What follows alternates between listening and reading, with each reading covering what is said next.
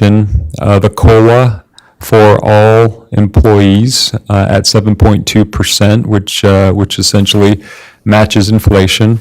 The health insurance renewal this year actually came in at a decrease, which I'm glad we're in a small group product. That's really helped us to get better renewals. So you're all familiar with that and sort of what it took to get there, and we appreciate you guys being willing to get us there. Yes. So Sean, we've went through this, like you said, 100 times, Mm-hmm. and why don't we ever talk about the 3 extra firemen that we're hiring too? Is that based on the fact that it was last year's budget and we could afford them in that budget? Yes, that's primarily it. But I will tell you, it's going to be a stretch, and Curtis could speak to that more specifically, since he's here. But the revenues, it's a little bit of a leap of faith, but a needed leap, because as you know, we need those resources. So I think we're going to need to evaluate, each year and see how the revenues are doing compared to the expense. But with that as the intro, I'll hand the baton to Curtis and see if he wants to add anything more or suggest anything. We actually had that discussion as we were preparing for this presentation. It was actually a point that we were point counterpointing. And the concept was, well, we made the analysis last year that we could fit it in based off of the current standing of where the budget was. And that's what we had presented to the city council. And we didn't want to make it sound like we were coming back, quote, coming back twice for the money. Because the way that it was structured under what we had, there was enough revenues with the transfer from the general fund and the EMS revenues. There was enough to pay for those additional positions. On an ongoing basis. Yes, it would, because the transfer was based off of the revenues that the general fund already had at that point in time. So just one point, I just want to make the one point is that, we're trying to tell our constituents why we're increasing their taxes. Yeah. And we are paying for 5 more brand-new firemen, which really ultimately is part of the request of what we're doing right now. They need to know that the volunteers, the way things are going, that we're getting 3 more firemen that we don't currently have. Yeah. And that's really part of this deal. It's a good point. And I think one that shows that the city's doing all within its power to sort of look at the resources we have and use them, judiciously, that we're not necessarily trying to go to them without trying to see what the need really is. There's a need for those positions, but we're stretching to try to make that work financially. Yeah, I think it'd be good to be talking about those 3 on top of these other ones that you're talking about here. Yeah. Much of the public say that they're good supporting fire and police. Mm-hmm. And then, so we really ought to show that we have fire in there. Yeah. Any concerns that it might seem like we already presented that and that we're asking for it for a second time? Well, if you think about it though, because we presented it, now we're having to ask for other things to help pad the budget back and get it where it needs to be. Mm-hmm. So I don't know what things in these line items, but it seems to me that we lost revenues, we're paying for these police firemen, and now we're having to come up with money for some projects that those would have covered had we not taken it out to pay for them. Am I correct? Absolutely. That's a 100% fair statement. We were using some of those excesses to pay for the firemen because we Right. were trying to use existing sources. If but- they had been hired and they were on the team right now, then that's one thing, but we haven't even hired them yet, so it's part of We this. could have hired 3 cops and then asked for 2 more cops and 3 firemen in this same concept that we're doing. We're just shoring up our public safety. It really is. And it's a major effort to shore it up. Absolutely. I would just like to show eight additional positions in public safety, not 5. Okay. That there's a need for that. Yeah. And I don't, is that what you're saying? That's what I'm saying. That's, Makes it easier to swallow in a way. And I think that could be stated in a way that Yeah. It was approved earlier, but this is what's causing those As revenues. long as we kind of. There was a need identified earlier, but the funding was planned to come out of this for long term. Yeah. Because I have no problem supporting that statement. We could have hired those positions this last year and paid for them. But the ongoing need was always a topic of discussion, always. Yeah. Okay. You know, from this list, I'm not going to go down the whole list, but there is a lot of projects that are going on. I would just turn your attention to Service Area 4, Secondary Water. We believe that that come June 29th, that we will receive a $2 million grant to essentially implement that secondary water project. Chris, for the most part, Chris Breinholt, has put together the bid packet that was needed for that June 29th meeting. And so we'll be in a good position to go out, you know, to bid, we believe, and see what the, you know, what the actual costs are going to be. I think we projected at maybe about $2.2 million is the engineer's estimate. So the majority of that project, you know, is going to be paid for by grants, and depending on how the bids come in, potentially all of it. You know, on that same topic there, as I'm going down that list right there, you have the Midland Square upgrades and the ASR project in the Service Area 4. I added those up, and that's about 2.6 million that is coming into the city that we don't have to go, you know, we're not approaching the city residents Yeah. directly for this Yeah. funding. It's funding that is coming into the city, you know, to help offset some of the other costs that we have. So I think Yeah. that's kind of an important thing to show, not only for the additional fire officers, or firemen or women, and the police and so forth, but we've also been very active in going out and finding additional funding sources Yeah. It's for a these projects. very good point. So as we go through the presentation, if something isn't highlighted, please feel free to interject for the public's benefit and highlight those issues. But Sean, we have to put it there because we haven't got the grant yet. So we're putting it there as a need with But we've been- knowing, But we've been assured that we're getting the grant. It's not like it's up for, you know, debate. We have the money. we have it. Yes. It just won't be released until later, you know, and we'll have the funding. Yeah. So really, on here, could there be a parenthesis that would say grant? Yeah. Yeah. Just so that we know that that's We a can bring that out. priority. We can bring that out too in the discussion, budget discussion, when we go through it in the Yeah. regular session. And even the ARS water project. Grant, Yep. effort. Yeah. And service. And we actually have, if we choose to do this, we actually have another $1 million that we can use for water projects that could offset our share of the ASR project and maybe some of these equalization basin project on the East Canal. But so there, I mean, we have additional funding. There's 3.6 million.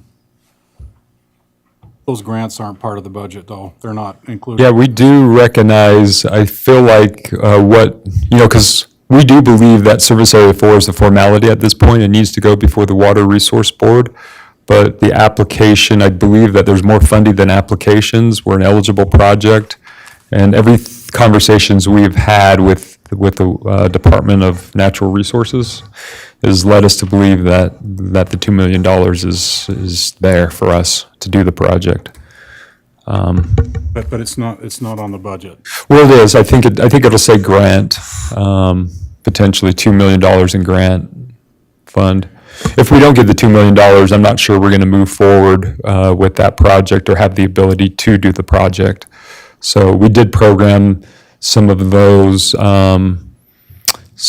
grant fund revenue sources into the budget. It's going to be in the water fund, so Fund 51. I think this is it here. Okay, it's right. 2.3 million? That sounds right with the ASR. Yeah, that'd be right. Yeah, The let's go into the different 2.439, yeah, right projects. here. Okay. Budgeted GAAP debt, is that what you were talking about right here? Like, Wow, yeah. this, oh, it's right here. Lindsay, if you could advance the slide.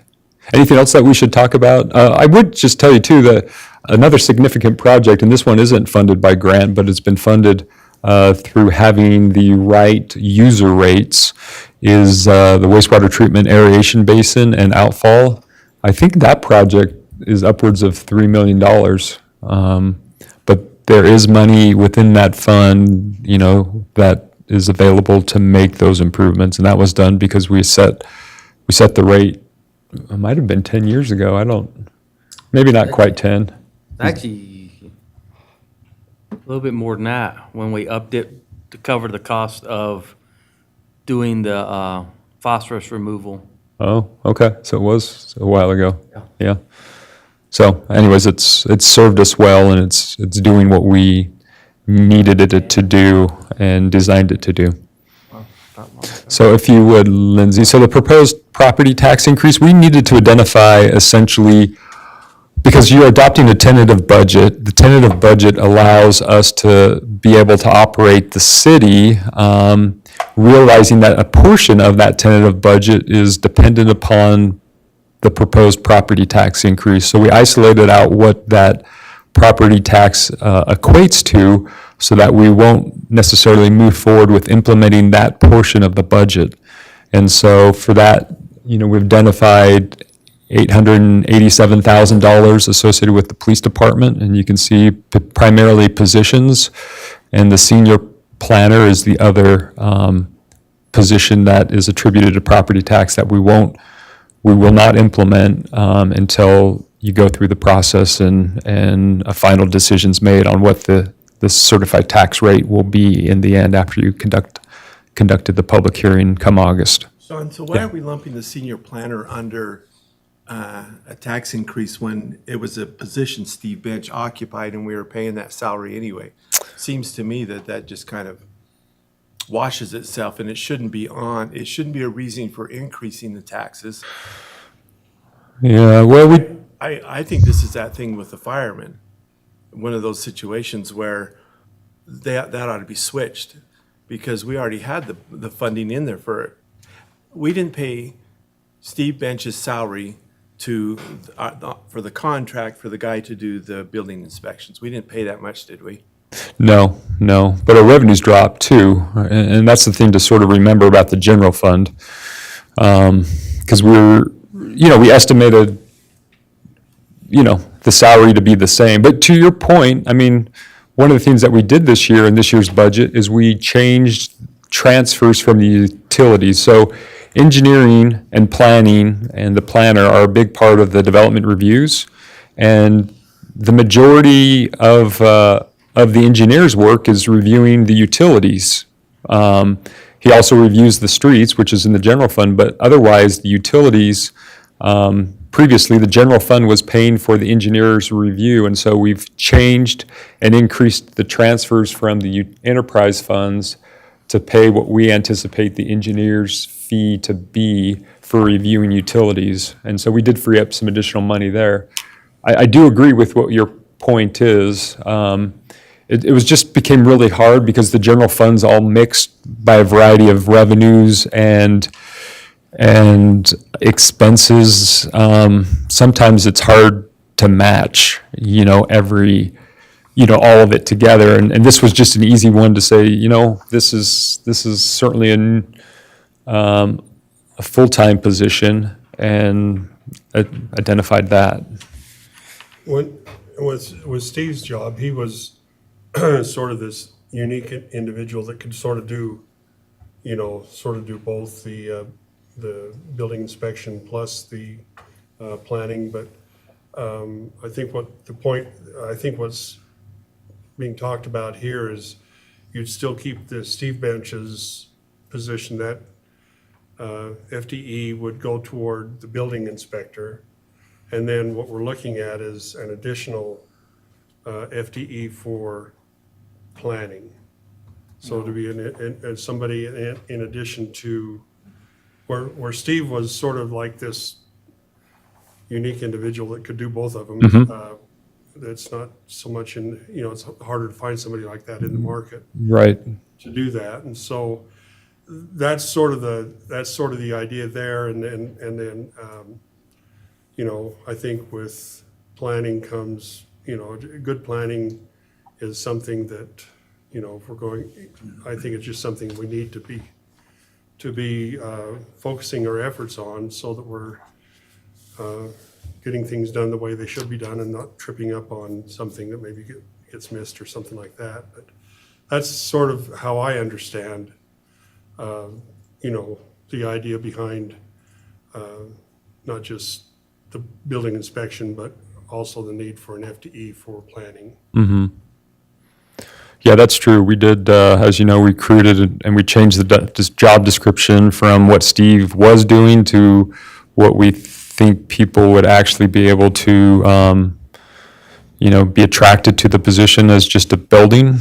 But in the end, we didn't get either of them. And so, So, to Brett's point, we don't have anybody, a building inspector hired. We have contracted with a building inspector to go out and do, clearly that's not it's not costing Yeah. us the full FTE to do that. yeah. So that money is sort of accumulating, I guess, in the budget, or how's that? Well, yeah, I mean, it's, like I said, growth-related revenues down. I mean, to everyone's point, I mean, there's certainly other things we could identify. I mean, general inflation is really affecting the city, and so we could have just said inflation, but it was sort of hard under the scenario that we're not going to implement, that portion of the budget until we go through the public hearing. And so if you want to change that, we could change it to something other than the planner. And I think, that would represent the reality of what's in the budget too. So however you'd like us to proceed, I think we can. Why don't we kind of go on? I think you have quite a bit of stuff here to. I mean, Curtis, would you add any clarity to the conversation? Or anything to provide input? Trying to figure out how to make it helpful because The thing I would debate on this whole thing is, it doesn't matter if our sales revenues are up or down. If you had a business and you had an employee, you can't you either let that person go or you keep them, right? But just because our sales are down doesn't mean that we need to now throw a planner into increasing our sales tax. It was there, it was built in, and our existing revenue should be covering that. So I'm against having a city planner in the proposed property tax increase, and I'll tell you what, a lot of residents that have talked to me are opposed to it as well. And so I think we're gonna have a hard time selling that one. Okay.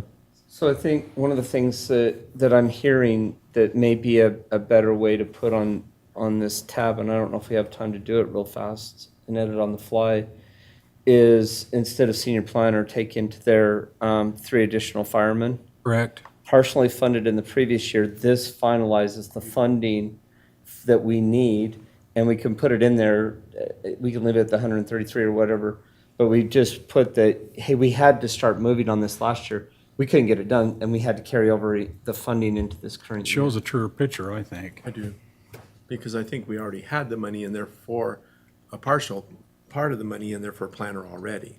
So I think that either way we go, it's going to paint a good picture. It's a much more defendable picture. I totally agree with your point. But I don't know if it's something we can change on the fly real quick, or somebody has access just to that page. Yeah. Yeah, we can do that. So if you would go on to the next slide, Lindsay. So this is showing what those impacts are on the property tax bill. So essentially, it represents a 50% increase in the city's portion of property tax, which if this property tax is approved, would represent 27% of the overall tax that someone would pay in Tremont, roughly speaking. And you can see those other taxing entities and what their portion of the property tax paid would be. What we don't know is if they're going to go through a property tax increase, and so that might change the percentages slightly. But you can see right now that the school district, I think, is at 55%. And the 6% represents the Conservancy District and mosquito abatement, with Box Elder County rounding it out. And I guess also within there is our Tremont and Garland Drainage District, at least for some of our residents. But the cities now would represent 27%. So if you go to the next slide, you'll see it a little bit better what that represents. So this was based on a $375,000 home. At the pie chart on the left-hand side represents, I believe, the certified tax rate and what that would equal, which is 21%. And again, if we increase it as proposed, it would jump to 600 and maybe 76,000. 26,000, which represents a $14.56 increase per month. So if you would, Lindsay. So this gives some historical context of, go ahead. But that was a pretty significant slide. Oh, yeah, that's Any exactly que- what I wanted. Any Yeah. questions about that? Any clarifications? Is that 6% increase. Does that meet what the council? Well, that's, Yes, yeah, that's it's a good- it's a 6% of the total, but it's not our, People's it's not a bills. 6% increase in our property tax, it's a No, it's a 50% tax increase on Tremont City, 6% total on your taxes. there you go, bingo. Yeah, it's not good. People are not gonna see 50% on their total tax bill. No, and that can be deceiving. Yeah, and so we're okay with how this is, because to me, this is one of the most significant portions of the Well, presentation. that one and then the one that shows on a 375, a 400 to 500, $600,000 homes. Yeah, sorry, Sean. Yeah, no, and that's actually not in this presentation. That's something that the mayor's been working on for an article. Okay. But you will see this is the historical context of property tax and increases. So we've actually have seen increases in property tax, and it's attributed to new growth primarily. So you can see that line graph on the top, and that line graph represents jumps in the actual amount of property tax collected. And what you see on that bottom graph, which closely align, spatially,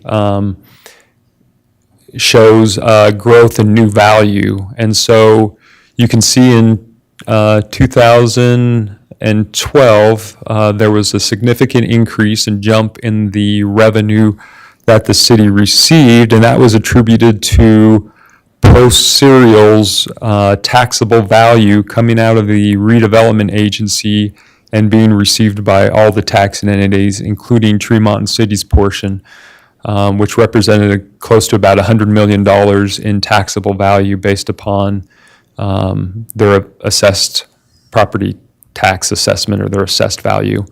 The same thing happened again in 2018 with West Liberty Foods, although that was closer to $120 million of taxable value attributed to West Liberty Foods. And so in those two cases, those were new growth. So the city didn't go through the truth in taxation. That was just, the city's always eligible to collect the same amount of tax that we did last year plus new growth. And so it was just a new growth.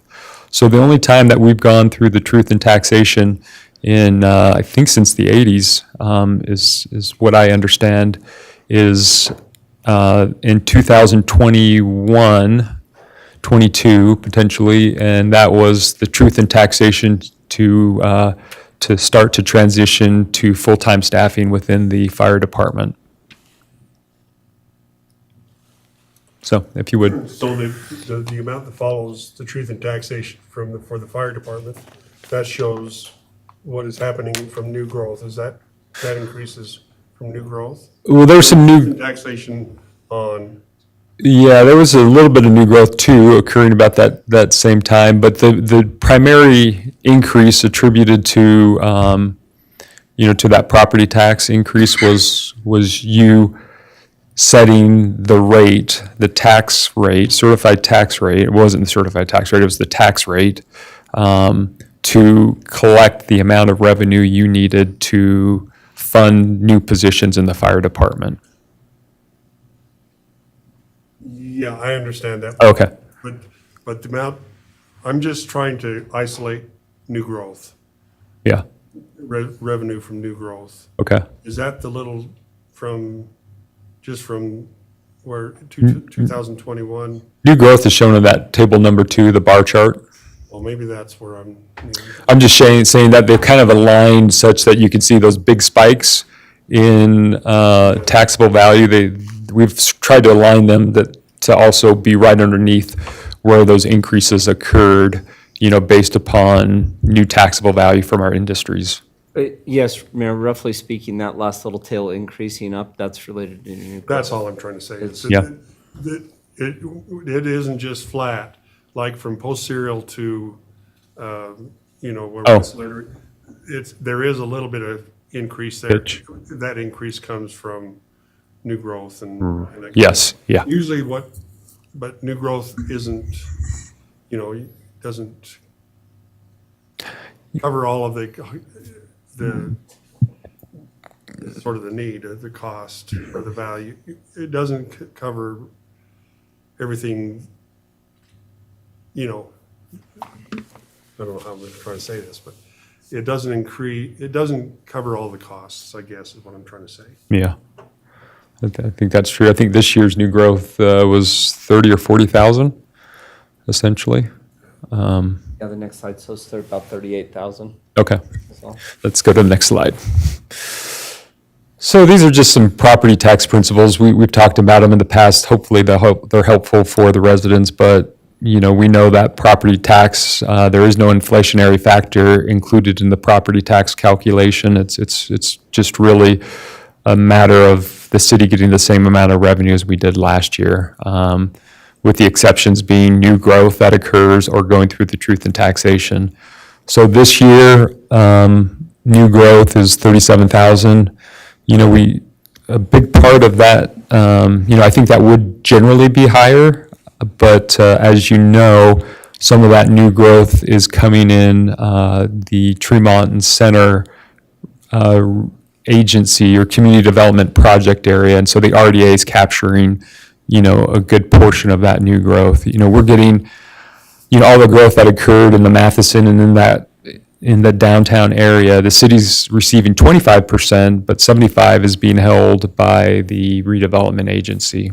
And so in future years, that, yeah. I was going to ask that question, if 37 was the gross amount, or if that was just our portion.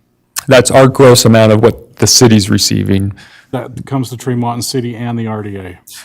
No, the idea is going to be different. That's Tremont's Yes. increase that we're actually Last year it getting. was 80, so. Okay. Yep. that 80,000. Makes more sense. Yep.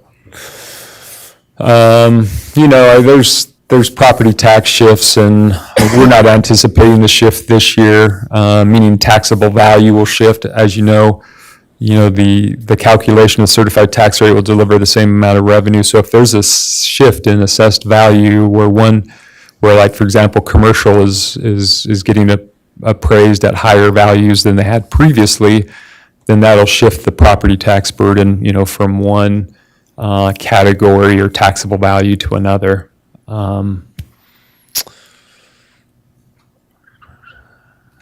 I think the rest we've covered, except, there is for those, there are exemptions and relief for property tax, and I guess depending upon what individual's situation may be, there's one for indigent, there's one for the deaf, there's one for veterans. Those are the ones that come readily to mind. So there are certainly options for people who feel like they might fit into a category that that might have, that the law affords some exemptions or relief to. But that's all done through the county. Right, you have to go to the county, and frankly, you can, if you think your values are high, you can go to the Board of Equalization, which is also facilitated by the county, and I did that once, and it was a fairly easy process, and I had good information, documentation to show, why that was, but it wasn't a difficult process. I mean, really what we want is everyone to pay their fair share, and that's what the system's about. And, if you can prove that the assessed value is suspicious, talk to them and go through the process. So this is just a snapshot of the Tax Commission website, which will input the property taxes, or, depending on what you do tonight, I guess we need to go in tomorrow and input if we're either going to accept the certified tax rate, which is calculated by the auditor, which is shown on the left-hand side and denoted within a red box there.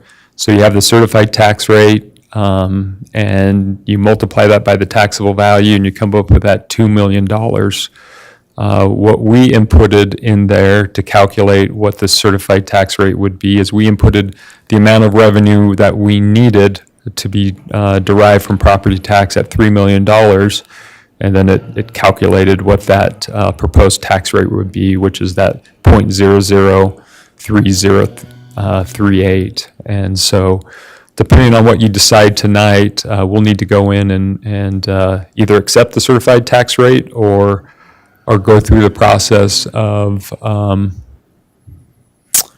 through the truth in taxation. John, so that 3 million that you've got in there on that red mark, that's the increase along with what we already get? Where did the 3 million come from versus 1 million up above? Well, that's the so the 1 million's the additional amount of revenue, and so, Okay. yeah. I'm with you now. Yeah, it's Yeah. just that 1 million, whatever. I'm with you. But let me, you know what, I do, Tonight, we're voting on if we're going to accept the rate or not. That's all we're doing. Right. tonight. We're not voting on a rate. and setting the maximum amount that will be, Setting the max, but we can drop it. oh, yeah. Okay. Yeah. Yeah.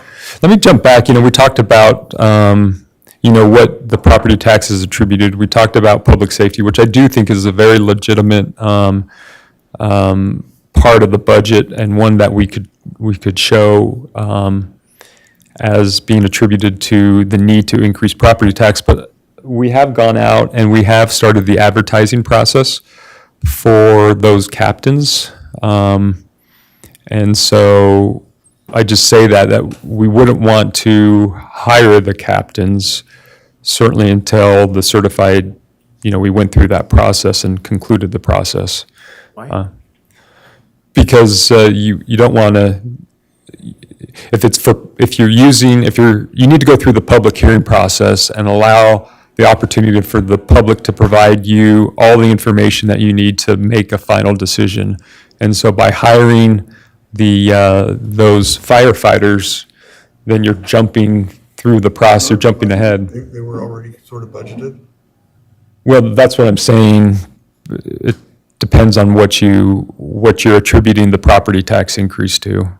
Whatever you're attributing the property tax increase to, you don't want to move forward with implementation until you've actually approved the property tax and gone through the hearing process. So can you wait until September to hire those captains? Can we wait till September? Sorry, I missed the first part of this. Yeah, that, It's just a matter of postponing what, besides hiring them, what's the, if we put the captains under one of the reasons for increasing our property taxes, Sean's telling us we need to wait until the property tax is approved in that meeting in August, right? I think it's middle of August, before we would be able to take the funds and use them to fund those I captains. thought that was part of last year's budget. Yes, well, that's what I'm trying to say. That's part of last year's Because that budget. was supposed to be in place by April. The funding for the cap. Yeah, I don't think we can use them to show because we've already kind of taken that money. And they're gonna hire them, need to hire them. That's why I was saying if we took it, if we would have hired 3 cops, then we could have put on here, we need 3 firemen. We budgeted for them pretty well out of their own budget, like type, The fire department. fire department. I don't think we need them, but we kind of prioritized fire over police at that time. So I don't think we can show it both ways, They haven't been hired. We haven't been paying them. you know? Yeah, it would just delay sort of when you implement, or if you implement, honestly. I mean, because that's, if you come back and, decide in the end that you don't want to increase the property tax commensurate with, then we would hire, I guess, 2 captains, because I think about 133 represents maybe the compensation value for, it's not quite that, it's about 100,000, I think. 330 total. Yeah, something like that. Isn't that what it kind of worked out to be, something like that? Or you could say you could hire 2 captains, but then you would wait on the 3rd one until after the truth and taxation. That would really throw a wrench in the day-to-day operations if we did that. Yeah, it's just, you might not get the funding, period. Then we'll just lose the planner. That's a possibility. Yeah, I'd like to talk a little bit more about that planner and the reason why we need a planner. But, because there's some significant issues of not having a planner. And we're doing I just okay in the think short that term. Planner, fireman, Yeah, I mean, we can talk about it. I mean, honestly, planning as much as public safety is, because it essentially comes down to the health, safety, and welfare. When you look at how zoning was created and when it went to the Supreme Court, it was upheld on the 10th Amendment, which is attributed to essentially the policing powers and the ability for local government to regulate, and that's all within the health, safety, and welfare. And then if you go down further and you look at what the state statute says about planning, it's all attributed to health, safety, and welfare. And so people think of public safety as just our first responders, but honestly, it's much broader than that. It's the power to regulate for the benefit of the health, safety, and welfare, and that's what you lose out when you cut the planner out. And maybe in the short term, maybe we get through it, but there's a penalty and a price to be paid in the long term. And frankly, you can look back at the city's history and see some of those issues. But Good explanation. we'll do whatever the council decides is in the best interest, but it's a significant issue, and it's what's the difference between what we're paying the contract and Steve's salary? what's the difference between it? It fluctuates, so like, for example, last month, I think we paid about $5,000. So that's like, let's say that's averages $5,000, it's 60,000. So Yeah. about 55,000. So really that, if you show that as a line item, that 133,000 should be $55,000 less. You see what I'm saying? Except we still don't have a building see. inspector. Yeah, we Yeah, do. we're still Yeah. protecting that FTE. So Right. No, you guys, it comes down to the total dollars, and We could, I understand that too. But you're also you know, you've got a, long-term, you're looking at a building inspector. You know, in the long term, you're looking at this building inspector. In the short run, you're right, we are. There is a little There extra, is a difference there. But we're also looking at Another an full-time. additional FTE for a planner. And so that's, yeah, there are some savings in the short run for the building inspection, you're right. yeah. But I think we have to look at this in the long term, not just the short. Are we gonna just stay contract building inspector forever, or do we want our own? I don't know, well, that's the time when we up our salaries and we do it, but there's no reason to, I mean, we're talking people's money, I mean, that's $55,000, anyway, it's a moot point right now. I can see it all. I mean, you could say it's general inflation. I mean, there's a lot of increase. I mean, you could look at the senior center and the food costs, and those have increased significantly. Utilities. I don't debate any of that. Oh, yeah, no, I'm I just agree with saying, if you, Inflation's hurt all of us, it has, so. I just saying, if you want to try to identify something, the hard part is how do you not implement inflation? Because it's forced upon us. So, you know, I guess you just have to go back through the budget. If you say 133 is attributed to inflation, I guess you just have to go back through the budget and cut $133,000, you know, out of the budget. If that's what you ended up not adopting.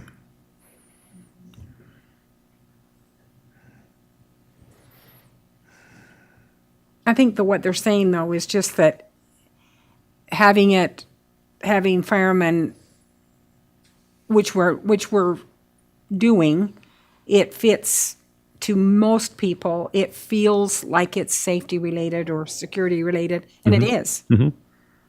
It is.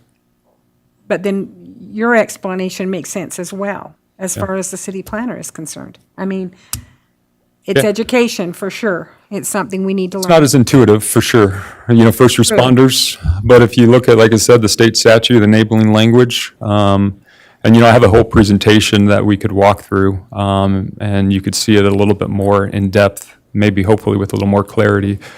But I understand what you're saying, Brett. You're just trying to identify, you know, something that's a little different in the budget, because we have had salaries dedicated to zoning administrator, at least through Steve's previous budget or previous salary.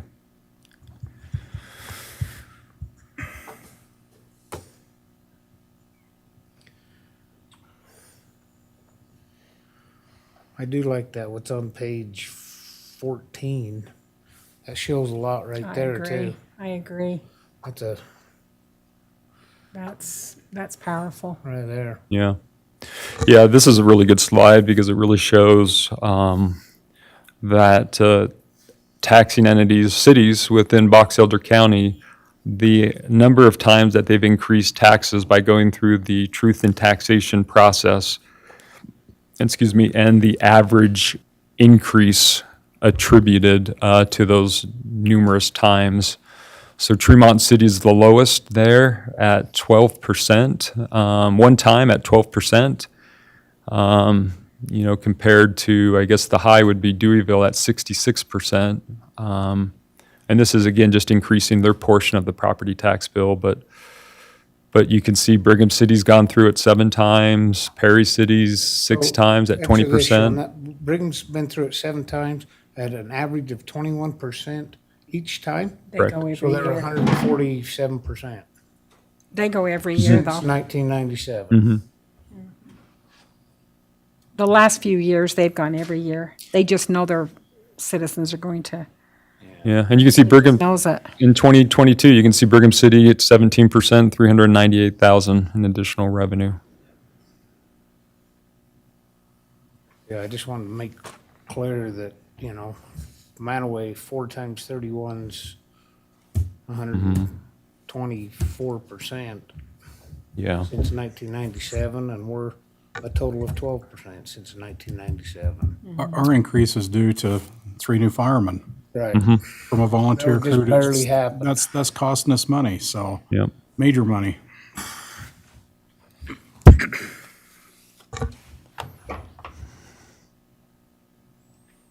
But it's part of our mission, right? It is, it has Safety. to be done. It has to be done, has to be a priority. Could you go back to the slide that was just before this slide? There is, under there, it listed proposed tax rate.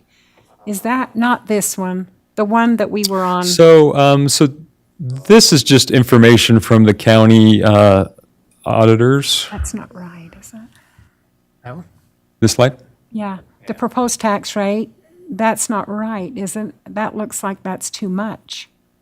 3 million is, so the certified tax rate will deliver 2 million. And then, we say that there's a gap right now of $1 million, so then that would be 3 million. And then that tax rate is calculated to generate that $3 million.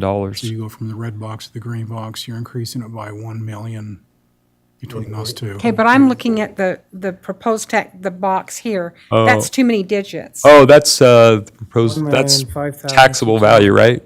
Proposed tax rate Oh, value. yeah, I can see, there's, That's wrong. should have been a, It's the, It's the value of the property, not the This- value of the tax. Oh, okay. yeah, oh, the taxable value. And I was like, that isn't right. Taxable Yeah. value. Yeah, the value looks like, whoa. Yeah, We're rolling that's the what I was dice. like, no, that's not no. right. Okay, Good point. Get my calculator, it's 120,000. Right. 1,020,000. but that says a You think billion. that's a That's a taxable value? billion. Yeah, I Or is know. that the full market value? No, that's just the taxable value. So for homes, that's already gone through the 45% reduction. Businesses would be, represent their full estimated market value based off the county, but, yeah, there's value in the city. I mean, there's value to all these buildings that are around. Oh, okay, That's what it's trying to reflect. okay. But yeah, when you first look at it, the numbers are way close, and it can look confusing as to. We're not trying to collect $1 billion here, folks. We're just saying there's that's kind of what the taxable city's worth in property value, value. In taxable value. taxable. Yeah, remember, all the homes have been already reduced. All right, that makes sense. It was confusing to me. Yeah. Okay, It's good catch and comment. But Lyle has it exactly right. The incremental amount that we're collecting is between the 2 million and the 3 million, so it's out right, roughly $1 million. exactly.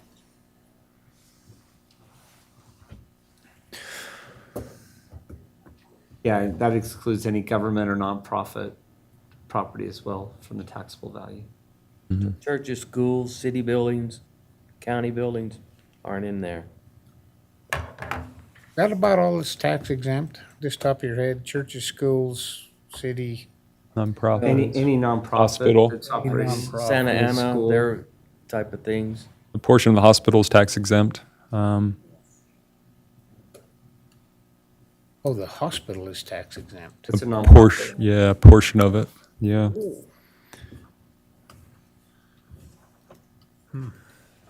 Yeah, nonprofit is pretty broad.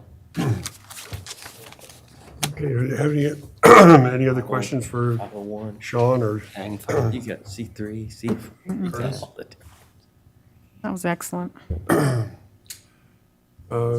We can go through and take about 5 minutes and just, do we have anything else, Sean, that you wanted to? Catch, I mean, There's 3 numbers there. I don't think so. I think the rest is, we'll talk about write-offs, which are straightforward. We'll talk about, I think that everything else we've sort of talked about in previous meetings are attributed to the budgeting process. So on the public hearings, the public comments and public hearings, we're going to limit the comments to 5 minutes. And Lindsay's going to put a Timer. deal up on the screen that is going to show the countdown for 5 minutes. And so we'll do that. There's also under the, May I ask a question? Why are we going from 3 to 5? because that's when we had that going around, that text going around, that's what was suggested. is 5 minutes.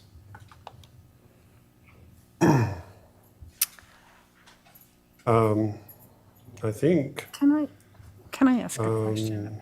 I don't see it on the public hearings. I think the public hearings were, the idea is to be 5 minutes. Oh, yeah, it does say that. They're limited to 5 minutes as well. We can change that in the future, but that's just kind of what went around in that text message thing that was going around.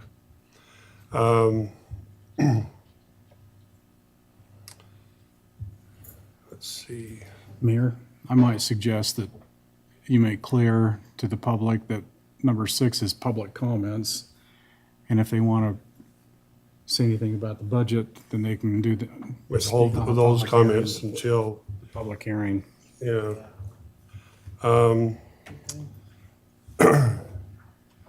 We get a 3-minute, well, Connie's got I something. have a question. So on the uncollectible, Shari, is Shari here? She's not here. I wondered, have they already processed all those through a small claims type? They've done all that? They've done all they can do. A lot of Okay. times the addresses are, there's no, That and then the biggest Okay. write-off is the Medicare. Okay. All right. She goes through an extensive process to try to collect the money, and that this is last case. And then I review those, and the fire chief reviews those. Squeezed all of them out, Chris. Attaboy. all right, well, why don't we take a little short break? Be back here at 7 o'clock, start the meeting.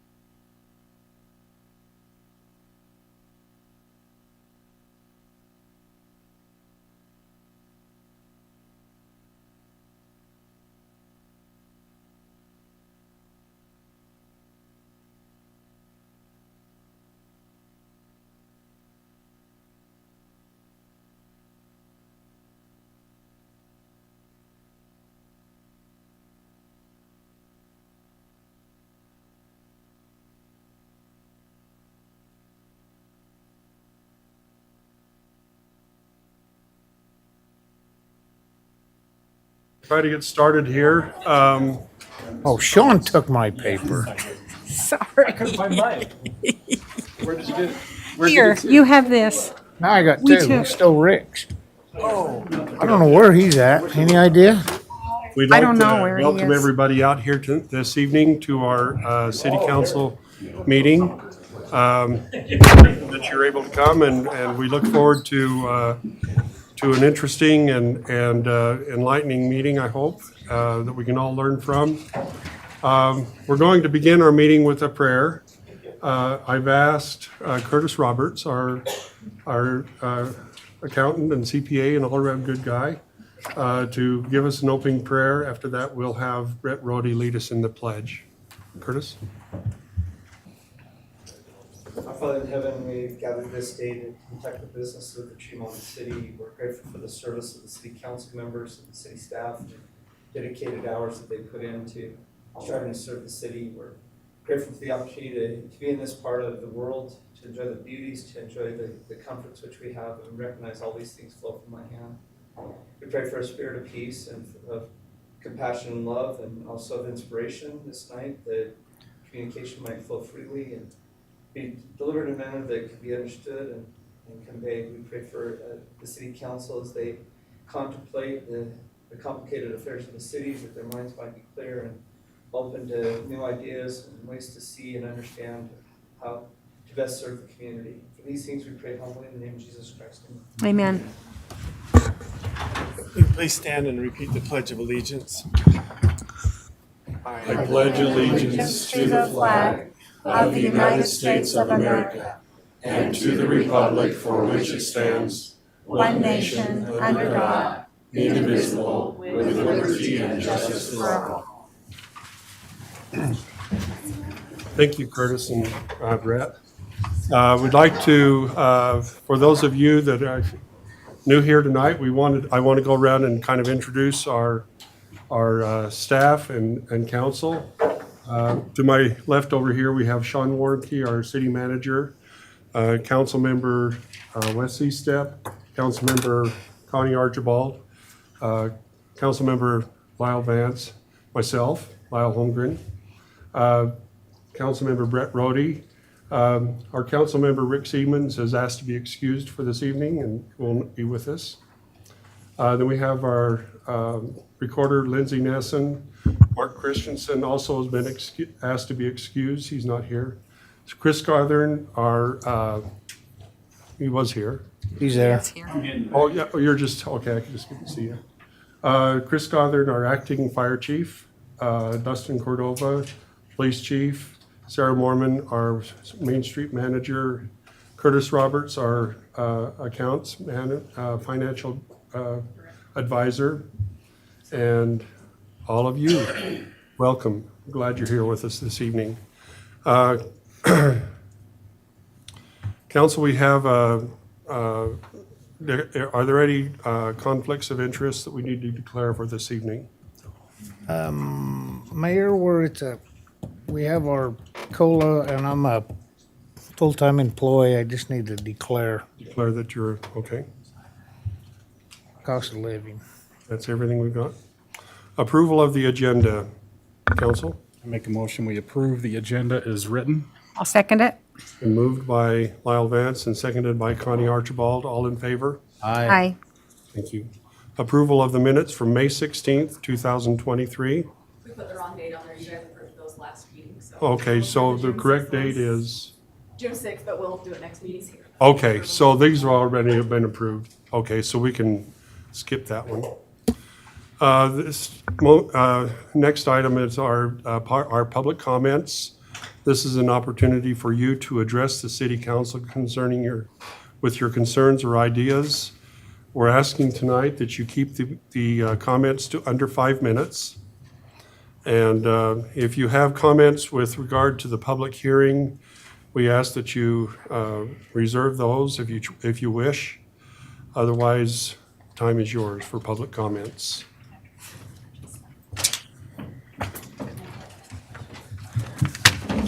I'm glad to be here this evening. No place I would rather be on a Tuesday evening than the city council. It's awesome. I have other obligations, so I'm gonna cheat here, okay? Can't stay for the public hearing. I'm speaking at the public part of this meeting because I will be gone. Tremont City Council does an absolutely terrific job. They're a great group of people who are trying their best to make Tremont City a better place to live. When they have an issue, they listen, they learn, they study, and make make the issue better. They make a decision that they can live with and make the Tremont City a better place. And they have hard decisions. And very few people appreciate the price that the city council pays for Tremont City. They don't understand. And just a quick moment on the property tax thing. I'm cheating here. You can kick me out if you would like. Everyone hates tax increases, but sometimes they're just necessary no matter what we do. Okay? Tremont is known for not raising taxes. They are, since, when was it? 5 years ago they raised taxes, 2021? 2021, and the next, I don't know when they did it before that. Sometime before 1999. So, Okay, so we have, and you guys will probably hear this later on this evening on property taxes. It's what the county pays, or cities in the county pays in property taxes. And Tremont's easily the second biggest city in the city, or in the county. Bear River, since 1997, Bear River City has raised taxes 5 times, and they've averaged 19%. Brigham City has raised taxes 7 times, and they have averaged a 21% increase. Deweyville has done once at a 66% increase. Elwood Town has raised taxes 3 times, averaged a 41% increase. Garland City has raised twice, 22% increase. Howell City has raised twice, a 25% increase. Mantaway has raised 4 times, a 31% increase. Perry City has raised 6 times with an average of 23%. Tremont City has raised once with a 12% increase. Willard City has raised taxes twice and a 40% increase. We don't like to raise taxes, but as I understand it, the taxes are going mostly to fund the police department and personnel issues in the city. And that's valuable, and it's important, and it's a tough decision. And I wish the council the best of luck, and I admire the council for the sacrifice they make for Tremont City, because it is a sacrifice that you men and women make for Tremont City. And thank you very much. Thanks, Roger.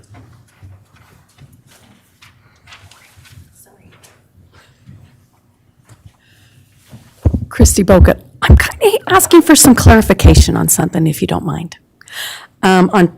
Is there a city ordinance or a city policy that you just write off ambulance bills? And the reason I'm saying is because if there is, I want on that list. Because I don't want to pay my last ambulance bill, because it's a beast. I was going to say something else, but I stuck with beast. So, sorry. Chris, not you, sorry. Is there an ordinance? How do you write these off? How do you decide? Why are you not collecting them? I'm after clarification, so don't get an attitude. Just give me clarification. Why are we not collecting them? I pay mine all the time, which I'm ashamed to say. Rather than probably go, because I'm not sure we'd have the very best information, at least I know I wouldn't right Yep. now. But what I would suggest is maybe if we could have you go out with Chris, and Chris can explain to you what the process is and why. A lot of time, I do know a lot of these people have gone, they cannot be found. They just aren't there. So if I hide, you won't find me? Is that what Well, I you're know saying? you're not going to hide very, I know where You live. we all know where you live, so. I could hide. Anyway, if you don't mind, after your comments Get a here, better answer from him. you'll get a better You know answer. what it is, but he can take you one-on-one and Answer your questions directly. Okay, because I saw that and I went, wait a sec, I have to pay that buddy. Yeah.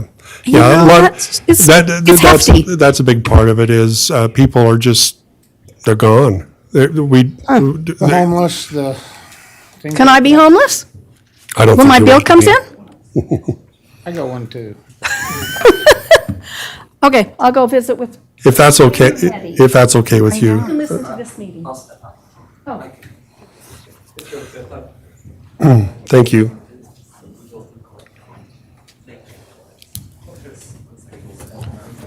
Good evening, everyone. Jeff Holt, resident. First, I just wanted to let you know that following the last meeting, I did a letter to the editor. Usually it gets delayed multiple issues before it gets published, so it didn't get published, and I told him it was kind of time sensitive, but so be it. The letter to the editor ended up supporting the proposal for more police officers. Following the police chief's explanation, which is really what I was after, was transparency for the public to be able to hear these things, that officer safety is at risk. I would never let my officers in the past go out without backup. Forget it. Doesn't happen. And then the level of seriousness or threat of some of the crimes that have taken place recently that necessitate that backup. I'm on board. The ratios didn't do it for me. Hearing the details like that did it for me. And so in that letter, while I'm concerned that that didn't come out up front, I'm endorsing the concept of adding those officers to the force. Lastly, I'm keeping it under the 5 minutes, well under. I want to ask, last time, for an explanation, again, of the promotion or actions that you've taken to drastically increase the population here. And I'm hopeful that you'll be transparent about that, and I'm actually wishing that you would respond to that, since this is the third time I've asked, by the next meeting, if that's at all possible. So your question is, why are we growing? Why are you allowing us to grow? Promoting? Incorporating more land into the city, permitting a lot more development, adding hugely to the population here, and the numbers are so far beyond any other town, it's ridiculous. So there's an intent for that, and I'm trying to figure out what the intent was. Why are we growing so much? Cities like Manaway, they have a restriction on the number of permits that can be issued per year, and it's small. I think they went through that growth phase at the south end of town, and then they probably did that, but it's small, 15 homes a year. So it can be done. You've opted to allow mass permits. And I guess, and I'm more of a free market sort of a person, just personally myself, and like to think that the markets sort of dictate how things are growing and how things are how things are happening. But I guess I would have a question back to you. What brought you here? Smaller town and that culture, which is drastically changing. So when we retired at first, my wife and I met at Utah State back in the 70s, and we got married in Cache County. And while she's from Burley and I'm from back east, we both really enjoyed it there. So we bought a home 6-7 years before we retired, and we would vacation there, but we really didn't spend much time. We'd go there, be there a day or two, and then run up to Burley to see my wife's dad or her family or just other things, and we didn't spend a lot of time there. When we retired 6.5 years ago and moved there, and we're living there every day, this is not the same Logan that we knew. Everything changes, we change, and I get that. But it had changed so drastically, and a lot of it was population. It more than doubled in size while we were gone. They were just building the mall when we left, and that was the north end of town except for Kmart, for those of you who know Logan well. So there wasn't all the development that's there now and the traffic, but the culture had changed too, and it just wasn't as friendly, quite frankly, and welcoming as what we were hoping for. And so we look for something smaller, quieter, and more what I'll call traditional in culture. My wife and I are traditionalists. And, all right, very good. That's if I may, Jeff. Please. There's no intent, there's no hidden agenda as to bringing people in. I think I looked up the word promote after you had suggested that last time, and one definition of promote is to help development. And so what we've tried to do is, as people have come to us with selling their properties and trying to develop properties, we've tried to do whatever we can to make it work, you know, but we have not done anything to intentionally promote people to move, you know. The actions have allowed or permitted that to occur, as opposed to restricting growth and retaining more of the traditional I culture. don't know how much we can. But I get the free market aspect. Yeah. I don't know how much we can restrict. We can just. I just gave an example of Manaway. Well. Yeah, it can be done legally. But, well, there's got to be reasons why they decided what they decided. And they've got to have a plan to rectify that in the future sometime, you know, whether it's 6 months or a year or sometime. They've got, whether it's water or whatever infrastructure they had that there was an issue with, they can do a moratorium, but that doesn't mean that it's perpetual. You know, it doesn't mean it goes on forever. Understood. That's what. And life changes, I get that. But when I see the other towns, almost all the other towns in the county actually lost at least a few people. Garland lost one, their number went down one. Well, I don't think that's going to be the case in the future. We so- go up huge. Yeah. Thank you so much. Thank you so much, We Jeff. answer your question. The free market aspect, Yeah? I understand that. I may not agree with it because I wanted to be here for a smaller, quieter culture, but You had a reason for it. I understand it. Okay. Thank you.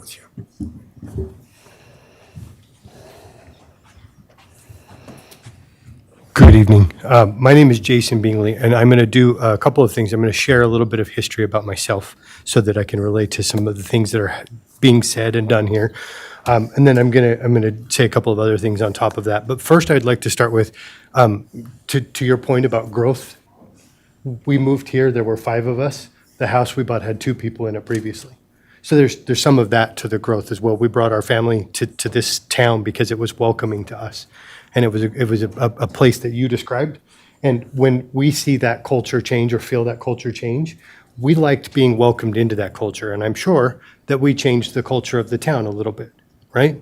And I think that happens in any culture when people move in and people move out, and maybe some of our old folks have passed on, and some of our younger folks have bought the place next to their parents, or to throw in a phrase you all are probably more familiar with than you'd like to be, is maybe they've built an ADU and their kids have moved into the back and are renting that out, or something to that effect. And that just helps the culture of the community to grow and develop and change.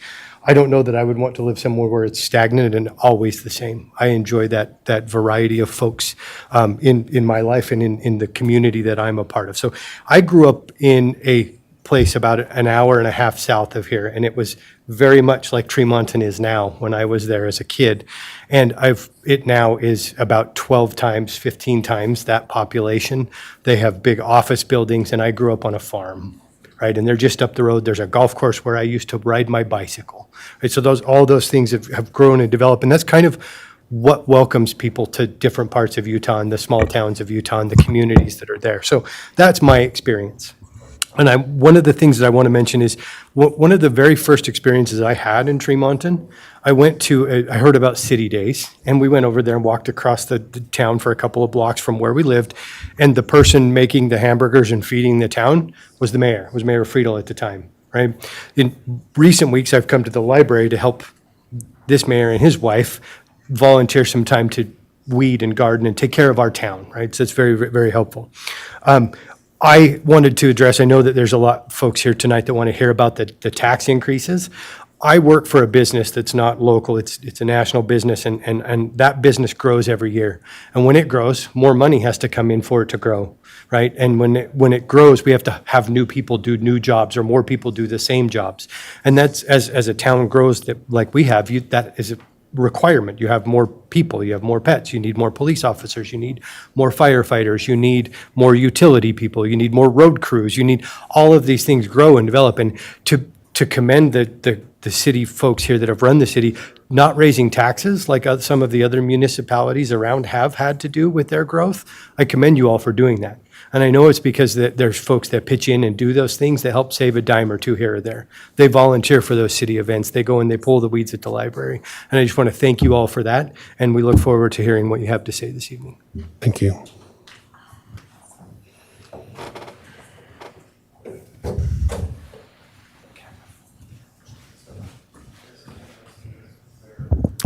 My name is Penny Dennis. You all know me, right? So I'm actually kind of really disappointed in our community for this place not being packed to come and support our law enforcement. There should be a lot more people here. We currently, from my understanding, have one officer covering 6 schools. Totally, I don't think that's really that cool. I mean, as a parent, I would like to see more than that, but from what I was told, we're 4 to 5 officers short. So I'm not sure where they're gonna put that pull from. But my question is, why are we waiting for 4 to 5 officers short before we get them the help that they need and the funds that they need? 2 years ago, we were told that all this growth was supposedly gonna sustain itself. And I mean, I know Sean's mentioned that he's doing 2 and 3, 4, maybe 5 jobs currently. And how much more can our city take before we're just going to have to keep increasing taxes every year? And I get that tax increase is inevitable. It's got to be done. When are we going to bring in some more businesses to help soften this blow? I was with a car full of ladies that are about mid-60s today, and they were listing off all of the stores that used to be around when they were young. And there was literally more stores in Tremonton than there are now. We're over 10,000 people, right? And they were talking about all these candy shops, movie theaters, way more than we have now. I don't know how we can keep every time something comes up, every time we grow more, how we can keep affording to raise taxes to give these people what they need, but it's inevitable. Our law enforcement, they need help. They need more people. We need more coverage at our schools. And that's all I have to say. Thank you. Thanks, Penny.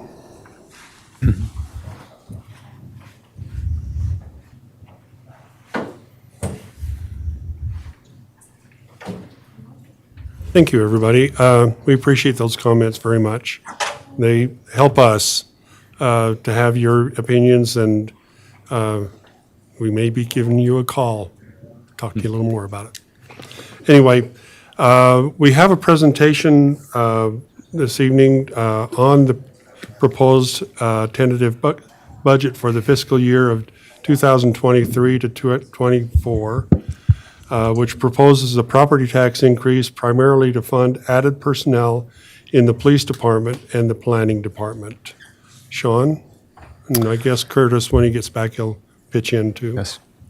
And please, you've been going through this process for 6 months now, so please feel free to interject too as we move through this presentation. And in part, the presentation is to help the public understand the context in which we're considering going through the process for truth and taxation, and to make public comments accordingly, which is, I believe, the next item on the agenda. So we wanted to just highlight some of the noteworthy items that are included in the tentative budget. And we call it a tentative budget at this point because you're not finalizing the budget if you go through the truth and taxation process. That final budget will come after you complete that public process and then consider if you want to increase property taxes or not, or to what degree you want to consider increasing property taxes. So if you do need to adopt a budget tonight in order to be compliant with state code, and it's been advertised as the tentative budget based upon all the previous conversations that we've had about going through the truth and taxation process. So what's driving that is really some increases with public safety. And you can see here on this slide, the first item is 5 additional police officers, or police positions within the police department, I should say, which equates to essentially 3 patrol officers, 1 sergeant, and 1 civilian staff.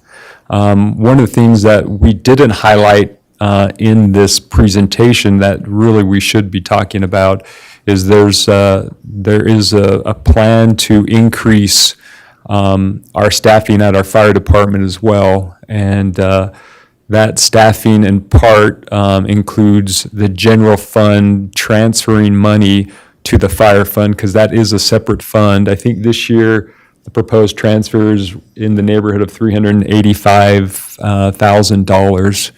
And we're proposing increasing staffing in the fire department by hiring 3 captains, and that would make a 4-person crew available 24 hours a day, 7 days a week, which will really help meet the ongoing demands for fire service, whether it be EMT, emergency medical, or whether it be responding as a firefighting unit. So there's also a proposal to have a city planner, and we talked a lot about this in our work session because we don't have a city planner per se. Previously, we had a building official, Steve Bench. I think everyone knows Steve. He was a community treasurer and is highly regarded for all the great years of service he did. He was unique in the fact that he would provide building inspections, but he would also be the first point of contact, being a zoning administrator, answering zoning questions, helping people procedurally through the process. And it's something that we've missed dearly since he's left, not to mention, all the additional state mandated planning processes and legislation that's been enacted that the city has to comply with. I have a whole presentation about the city planner and that position, and I'm not necessarily going to go into that today, but all that's to say is we could certainly spend some time talking about the importance of this position, why it's needed. Frankly, it is a public safety position, and we spent some time talking about this, in our work session, because people traditionally think of public safety as first responders, but essentially zoning was upheld through the Supreme Court, based upon policing power, or the police power, which is essentially the power for government to regulate the health, safety, and welfare. And if you look at it's attributed to the 10th Amendment, and if you look at the 10th Amendment, it essentially talks about that powers in the Constitution not prohibited or reserved by the federal government is reserved for the state, and the state is very clear in their enabling language that the planning in Utah code is about health, safety, and welfare. And again, we could spend quite a bit of time talking about the reasons why we need a city planner position, the benefits, what you're getting for that position, and frankly, why it's needed. We've talked a lot about growth, and really that's what the city planner position is involved in, is working with and managing and trying to preserve and protect the health, safety, and welfare of our community through the planning process. So there is a 7.2% COLA included in this, which would increase the employees' wages by that amount, which is directly attributed to an inflationary index that we use here in the Intermountain region. There's also some large projects, I think, worth noting. The mayor and others in the city have worked very hard to pursue grants, and within this budget, there are several projects that realize these anticipated grant revenues. I think the most notable one is the construction of Service Area 4, which is a secondary water, and the grant is about $2 million. That service area, the engineer's estimate shows at about 2.1 to 2.2. It's somewhere over 1, but but it's under 2, I believe. And so primarily that project will be constructed with grant funds, and depending upon how the bids go, potentially it could cover all of it. There's also the ASR project, which has a $200,000 in grant funds, and Midland Square upgrades, $400,000 in grant funds. The other thing I was going to mention to you is wastewater treatment. There is a big upgrade that's planned to our wastewater treatment plant. I think it's about $3.5 million, which will increase, some capacity. and also address some of the needs that we're seeing or deficiencies that we're seeing that are attributed, frankly, to West Liberty Foods. So that's an ongoing conversation that we need to have with West Liberty Foods and talk about their impact on the city's wastewater treatment plant. So the next slide. Sean? Yeah. I think it's important that we point out, most of this has to do with growth that's going on in Tremont, as we all know it. But I think it's important that we talk about, we're hiring 3 more firemen. And we thanks to our volunteer, I don't know if our community knows how important our volunteer firemen have been to this community over the years. They have saved us a lot of money. And we've had a lot of good men, and most of them are my age, and we're getting to the point where, it's getting harder and harder. Younger generation is not coming through like it has happened in the past. So unfortunately, we've had to pay for 4 new positions, and now we're looking at 3 more positions behind them. And it's scary for us to hear that when one truck goes out, another one's going out a different direction, and somebody's calling, begging for the volunteers to come so they can keep that equipment manned. We've really got to move on getting coverage for fire and police, and that's where this is coming from. Mm-hmm. And again, thanks to the volunteers for everything they're still doing for our community. Yeah, thank you. That's a great input. So here is, so it is a tentative budget. We talked about the tentative budget and what that means. We could have identified a lot of different items within the budget, but certainly public safety. We've talked about the police officers. We've talked about the planner. Those are what we've identified in this budget, although, as we mentioned, inflation is a significant part of what this budget has to adjust to. And there's been a lot of different line items within the budget that's been affected by inflation. We talked about the public safety and the firefighters that will be hired, which is also included in this budget. So in total, there's $1.2 million, or $1 million essentially, and in a gap between our revenues that will be generated by property tax and what we need in property tax.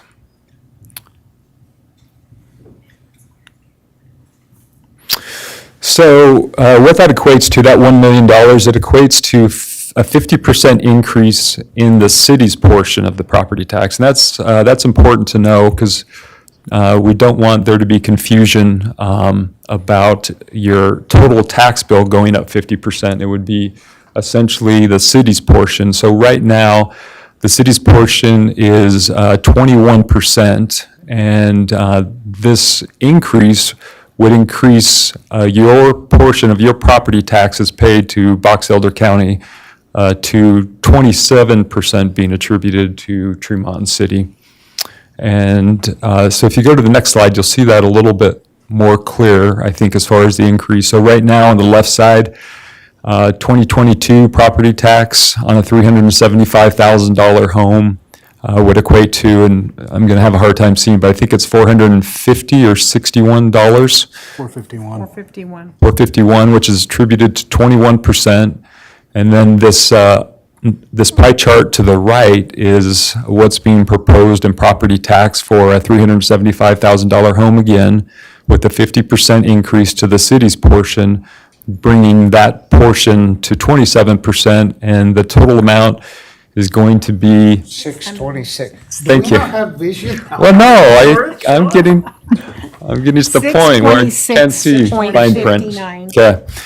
So, to increase, what that increase represents, again, on a 375 is what we calculate is essentially $14.56 a month. If you would move to the next slide, there is a process. Let me chat about. We're going to jump into the truth in taxation, and we'll talk a little bit more about, about an example of what that impact would look like, because that's part of the hearing process. But this shows you There's two graphs, obviously. The top graph shows you the change in the amount of property tax collected. And so you can see that line move up, and currently, right now at about $2 million. And the chart below, the bar graph, represents new growth taxable value. And you can see traditionally from 2010 up to 2017, it's been pretty flat, except when we've received an influx of new taxable value. And to Penny's point, that's attributed to some of the businesses that we've had. And so as that taxable value has been realized by Tremont City and entered into the general property tax rolls. Previously, it was being captured by Tremont City's redevelopment agency, but when those project areas ended, you can see that there's been an increase in the bar graph of new taxable value. In Post Serial's instant, it was close to about $1 million. And you can see again, as you get to 2018, there was another increase in taxable value, if you're looking at the bar graph, of $120 million, and you can see that jump on the line graph. And then there was just some general increases attributed to growth that you can see is still relatively flat, but it was increasing. And then in 2021, we increased the property tax for the first time, I believe, since the 1980s. But that was by going through the truth in taxation process, and that was for firefighters, those additional firefighters, transitioning from a purely volunteer fire department to having, fighters and EMT stationed within the fire department or within the fire station. So if you would. So just some things to keep in mind as it relates to property tax. One thing to understand is that property tax does not increase with inflation. The calculation of property tax that the city receives is essentially the same amount of revenue that we received last year with or plus new growth. But the calculation for that the Box Elder County auditor goes through does not include any inflationary increase. And so what happens often is as costs increase, essentially the taxes remain the same because the new growth, in part is demanding new additional services. So for this year, as an example, Tremont City is realizing growth of $37,000 attributed to new growth. When I say new growth, I'm talking about new taxable value. I would point out that number, I believe, is fairly low based upon, the taxable value that we believe is occurring. Part of that reason for that is that the Tremont City Redevelopment Agency is capturing we hope, a good portion of new growth. And I say hope because, it was designed and set up to, with all the other taxing entities consenting to the city receiving a portion of their property tax for a period of time. And so, for example, a lot of growth within the Matheson apartment complex we believe is being captured by the Tremont City Redevelopment Agency. The other thing is just to understand is that there can be tax shifts that occur in any given year. So the Box Elder County assessor, he's taxed or he's charged with assessing property values, and in some cases, commercial property within the market will increase. And housing values will decrease, and it can shift what a group of property owners pay. For example, the last couple of years, we've seen home values increase significantly, and And so potentially there could be a shift from commercial values to home values. But the city, receives the same amount of revenue, plus that new growth clause that we talked about. So I think the rest, we've covered, with the exception, I would say, there's a couple, through the administration of property tax, which we're grateful Box Elder County does for all the taxing entities.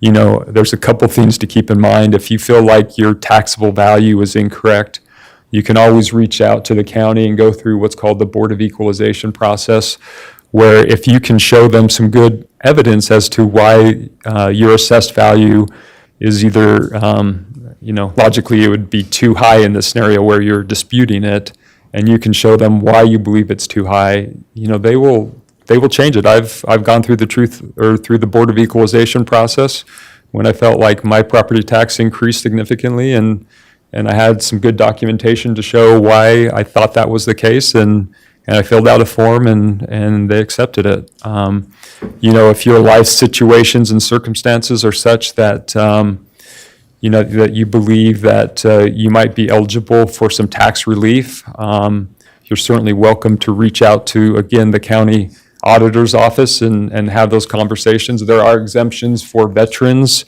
for, I believe, the deaf, I believe the indigent as well. And so those are all programs that, that are available. And, if you feel like you fit into that category, I certainly encourage you to explore. In the end, what the property tax system is trying to do is to be fair and equitable and, capture the amount of revenue that's needed for local government to provide service. So as we talked about, there's a proposed property tax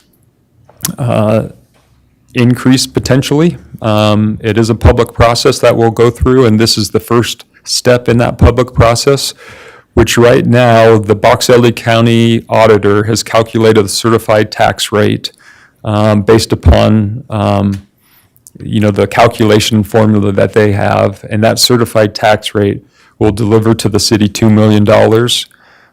Some of the changes that we are proposing in the budget requires $3 million in property tax, and so that certified, or that tax rate would be what you see in the green box. So in the right box is the county auditors, and in that green box is what's being proposed in the budget.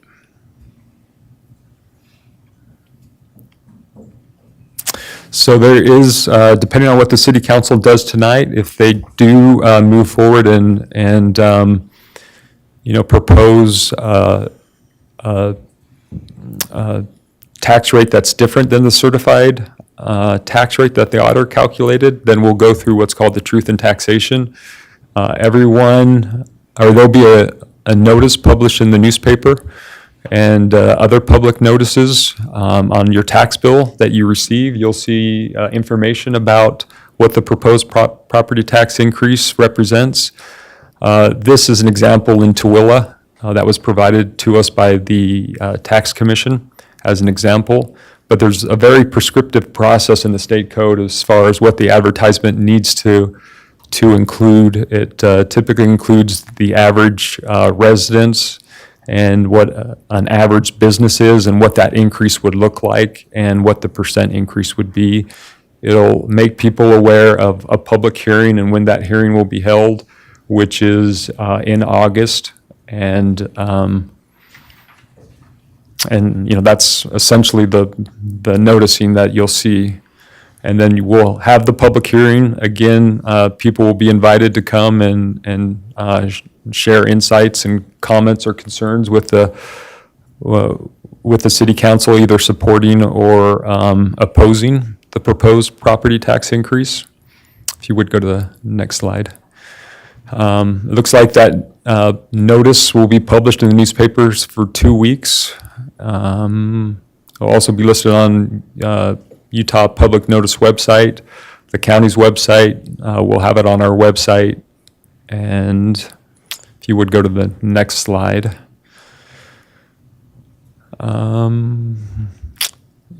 if you advance it, it's just saying some of the restrictions. The hearing must begin after 6 p.m. and some of the things that we'll need to procedurally follow.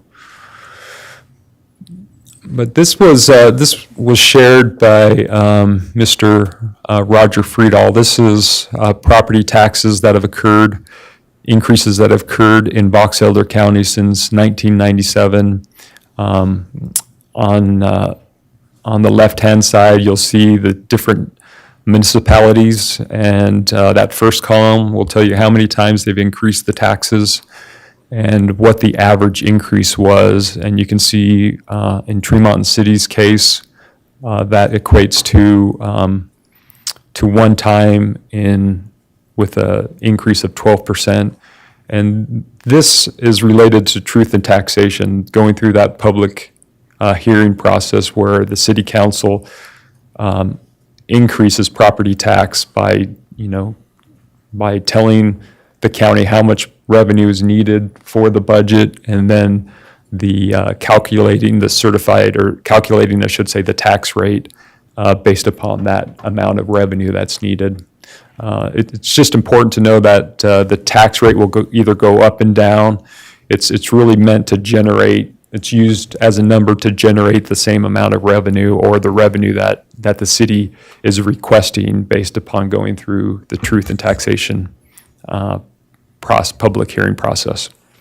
So I believe that concludes the slides that we have. I would also say, if you want to know more about the budget, dig deeper on the city's website under City Council packets. And if you go to tonight's meeting, there is essentially I think it's close to 40-page narrative that includes graphs. It includes more detail about the budget, what's included in the budget, projects that are being done within the budget, and essentially what we're going to try to accomplish this year and how it's going to be funded. So that's available to everyone as well. Thank you, Sean. Okay, Council, do you have any questions with regard to Sean's comments? All right, let's go ahead with the public hearings. Again, we're asking you, we're going to open the public hearing, 2 of them, and we're asking that you, again, keep your comments succinct, about 5 minutes, and we'll get started. The first public hearing is to consider adopting the tentative budget, which proposes a property tax increase primarily to fund added personnel in the police department and planning department. The tentative budget is entitled the Tremont City Annual Implementation Budget 2023 to 2024, General Fund, Capital Funds, Enterprise Funds, and Special Funds for the period commencing July 1, 2023 and ending June 30, 2024. The public hearing is now open.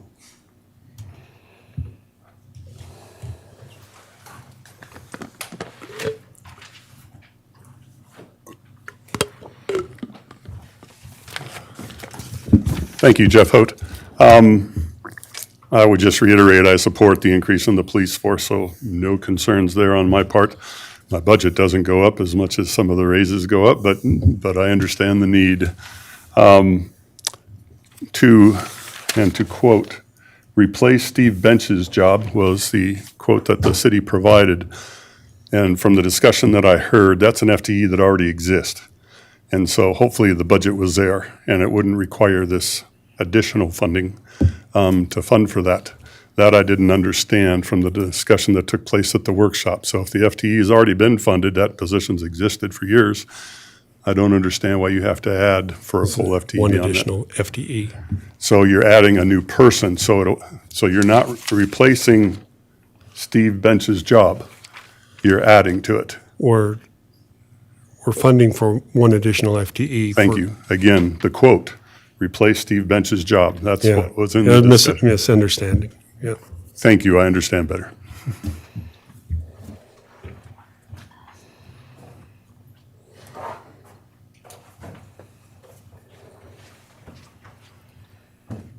Okay, just to clarify, I loved our volunteer fire department.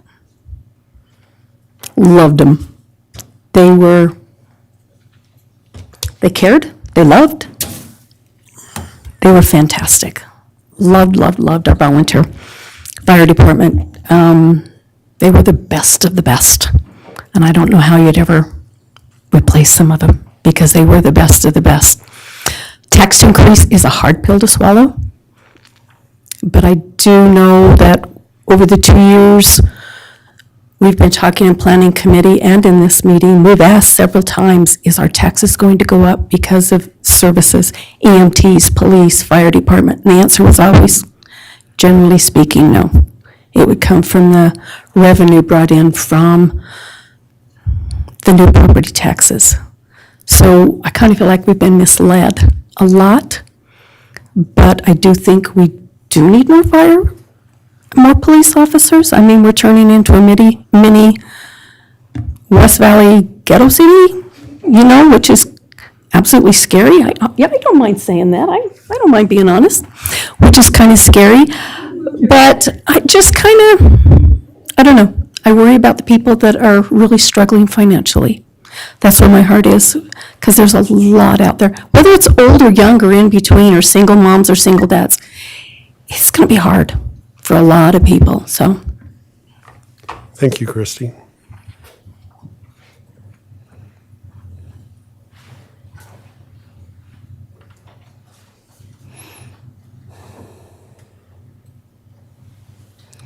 Seeing no other public comments on our public hearing, we'll go to our second public hearing, which is to consider amending the annual budget entitled the Tremont City Annual Implementation Budget 2022 to 2023, General Fund, Capital Funds, Enterprise Funds, and Special Funds for the period commencing July 1, 2022, and ending June 30, 2023.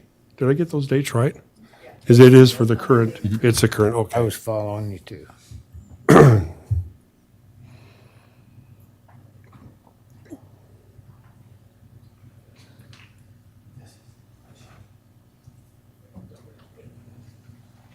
Okay, seeing no comments, I'll close the public hearings,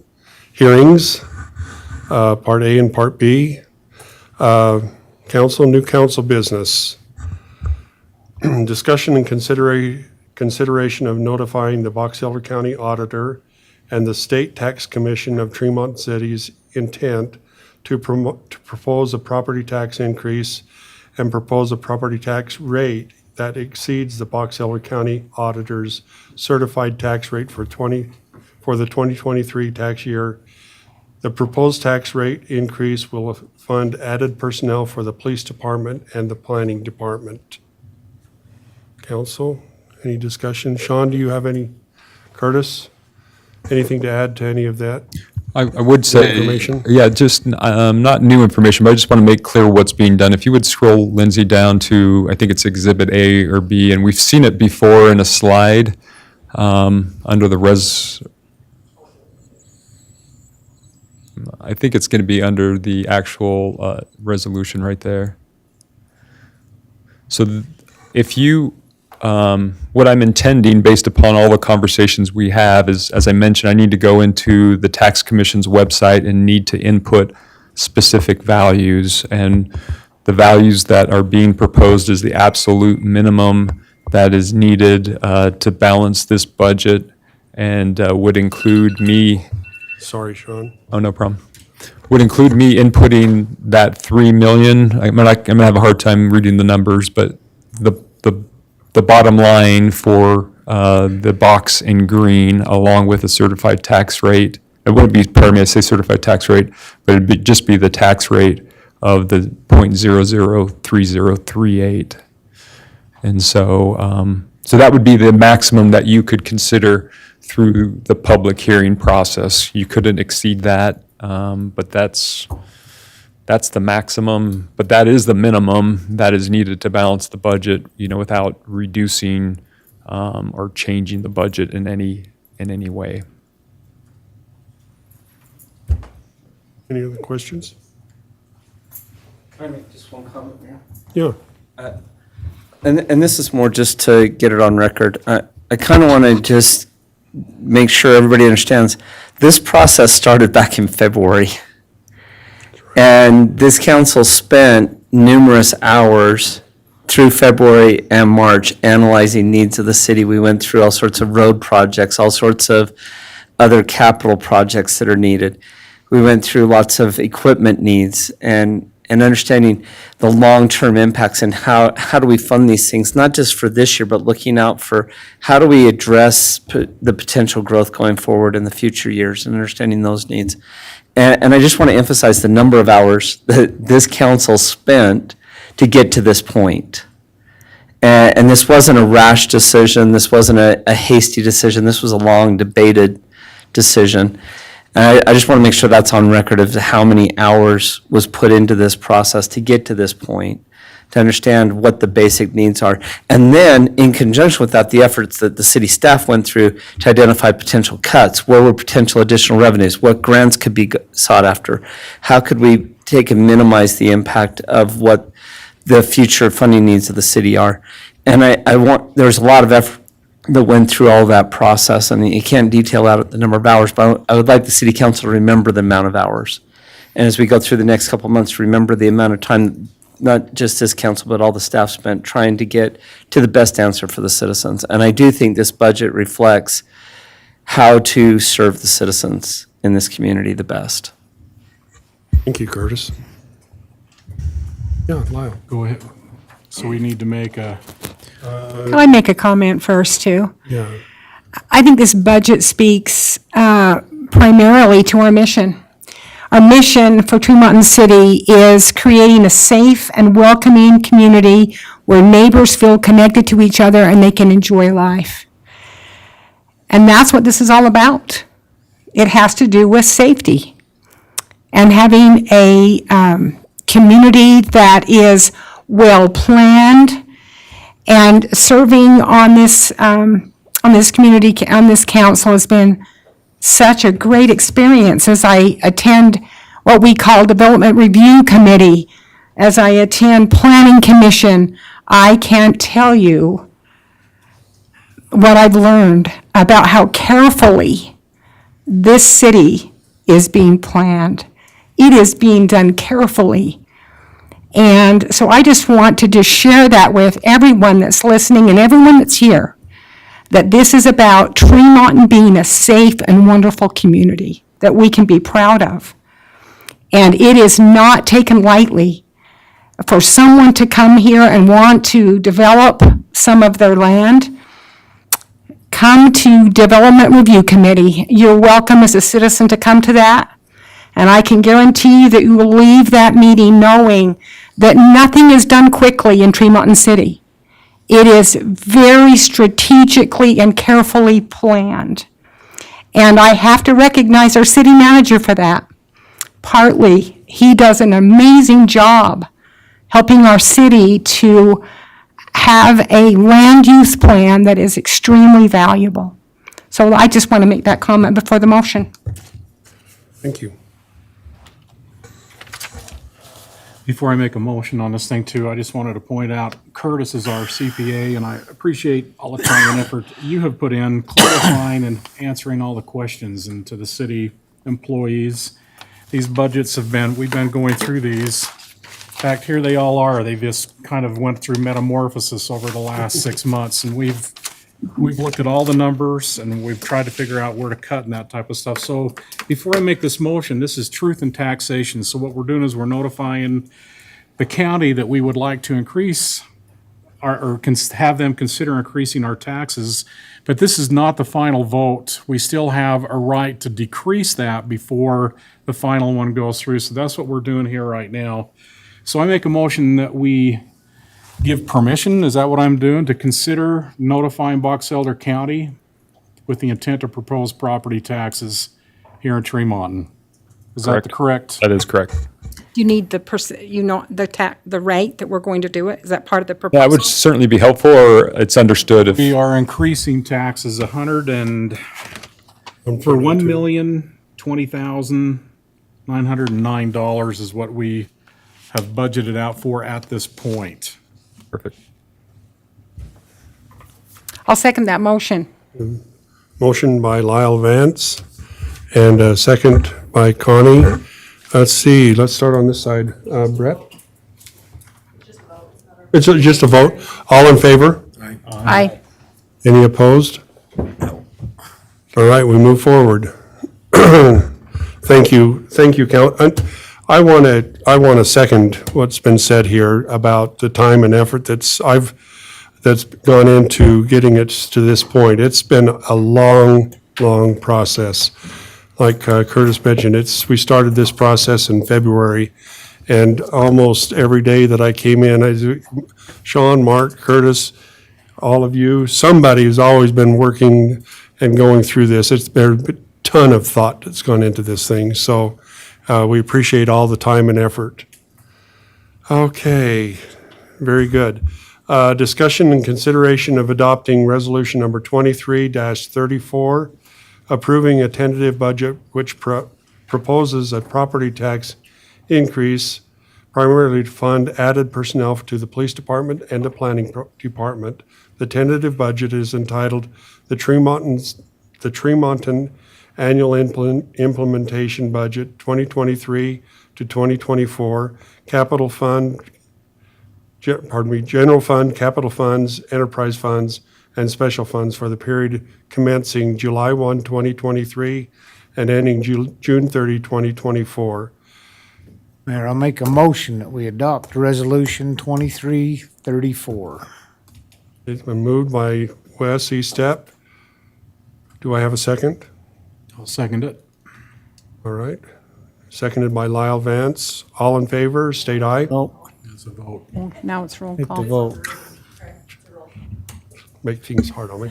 Okay, start all over again. Let's see, Red eye. there, that's what I was looking for. Lyle Vance, aye. Connie Archibald, aye. West side. Motion passes. Thank you. Sorry for the flub up there. Discussion and consideration of adopting resolution number 23-35, amending the budget entitled the Tremont City Annual Implementation Budget 2022 to 2023, General Fund, Capital Funds, Enterprise Funds, and Special Funds for the period commencing July 1, 2022, and ending June 30, 2023. Council?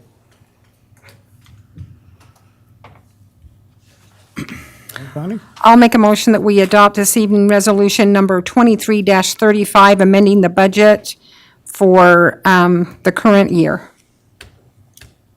Motion I'll by second it. Connie, second by Wes. Let's start on your side, Wes. West side. Connie Archibald, aye. Lyle Vance, aye. Brett, aye. Thank you, Council. Discussion and consideration of approving resolution number 23-36, authorizing the write-off. Oh my heck.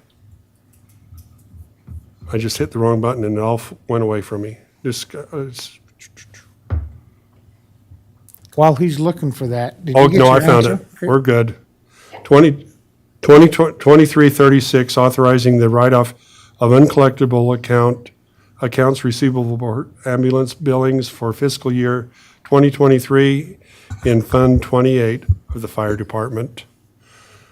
Council, any additional? See that it's $184,000. 2336. Make a motion, we adopt resolution number 2336. I see what Shari goes through with those, and I know she does everything she can to collect it, and then this is the last resort, so. Thank you. I'll second that motion.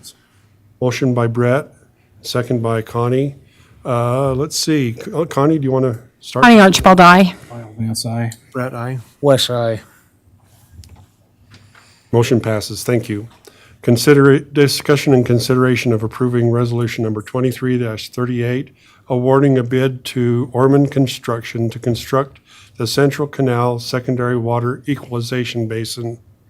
Mr. Mayor? Sean, we probably I ought wonder to if you discuss missed this for just a minute, make sure. Okay. Did you have a comment? Well, let's do this one and then we'll go back. I think we missed one, but, 37, you I did. really did. but that's miss. okay. We can do, let's talk, What did I miss? there were two similar I ones. missed E, didn't I? Okay. Okay. Okay. Me first, we or you wanna go do back? this. let's do this and I'll Okay. just jump back one. Well, I think the council's aware that we opened bids last week for our equalization basin that will impact the central canal. These are all part of requirement of the canal company on our secondary system, so that during our high demand time, we can put water back into the canal to offset our demand so that the downstream users don't see a drop in the canal. And so we put it out to bid.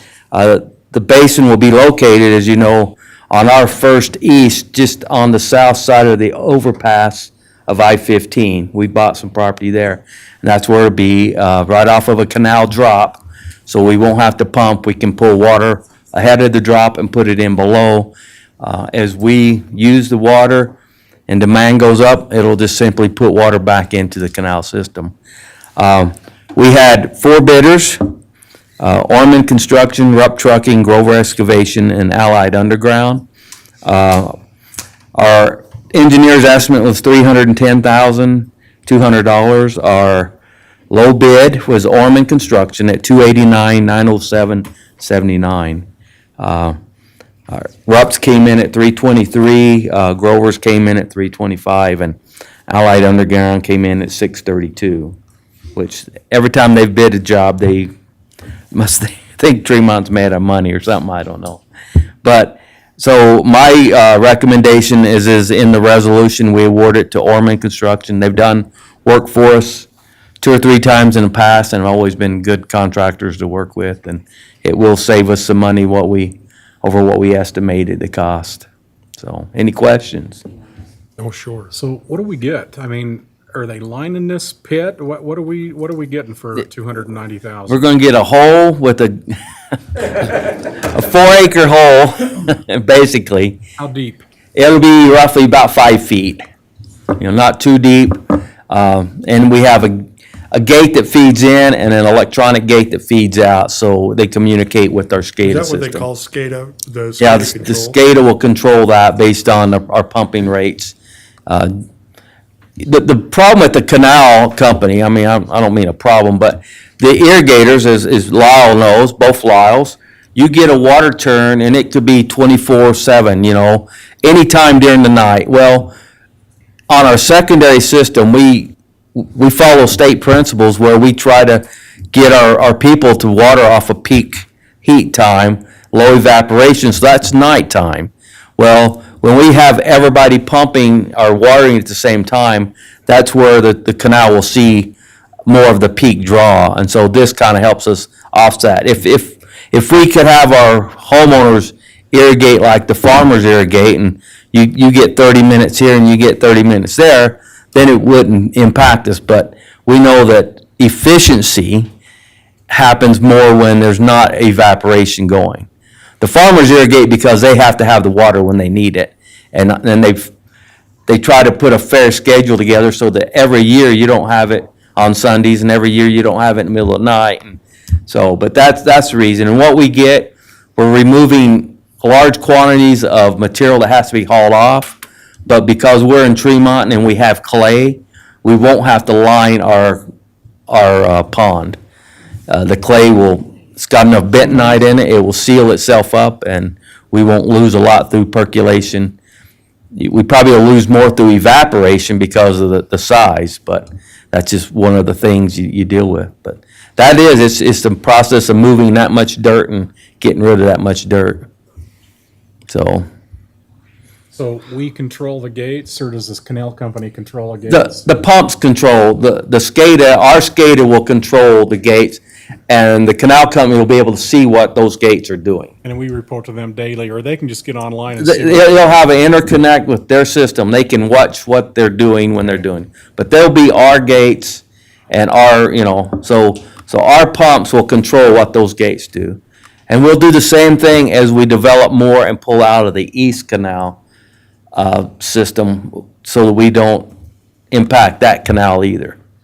It's the downstream users that, and they already, some of them have a harder time, especially on the East Canal. Have a harder time sometimes. This year, there won't be any problems. There's more than enough water to go around this year, but it's for those years when it's really impact and, the canal struggle. When are they gonna start? When will they start? They'll start after November. I mean, if they think they can get in there earlier, but because of groundwater and being in the proximity to the canal, most likely they'll wait until November when the canal goes out. And it has an April 30th date, completion date.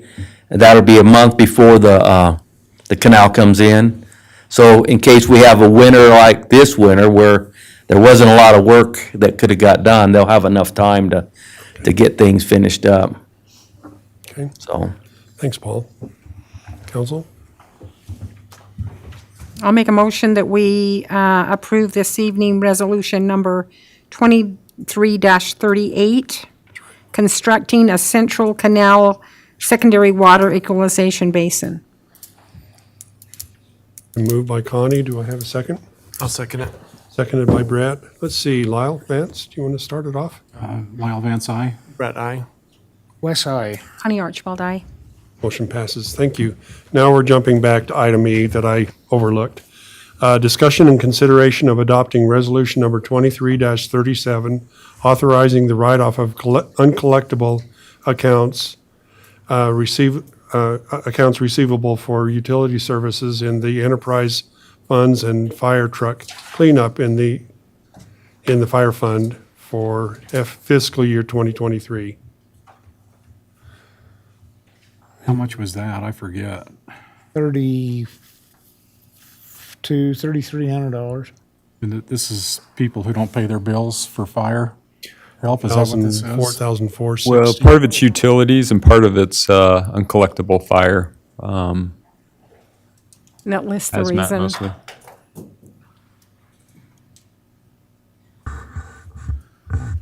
I make a motion that we adopt resolution number 23-37.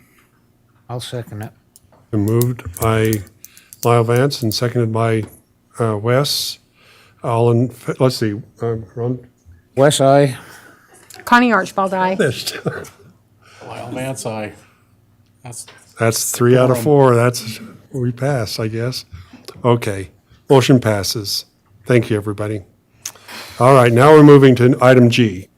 Discussion and consideration of approving resolution number 23-39, adopting a revised Tremont City compensation and classification plan.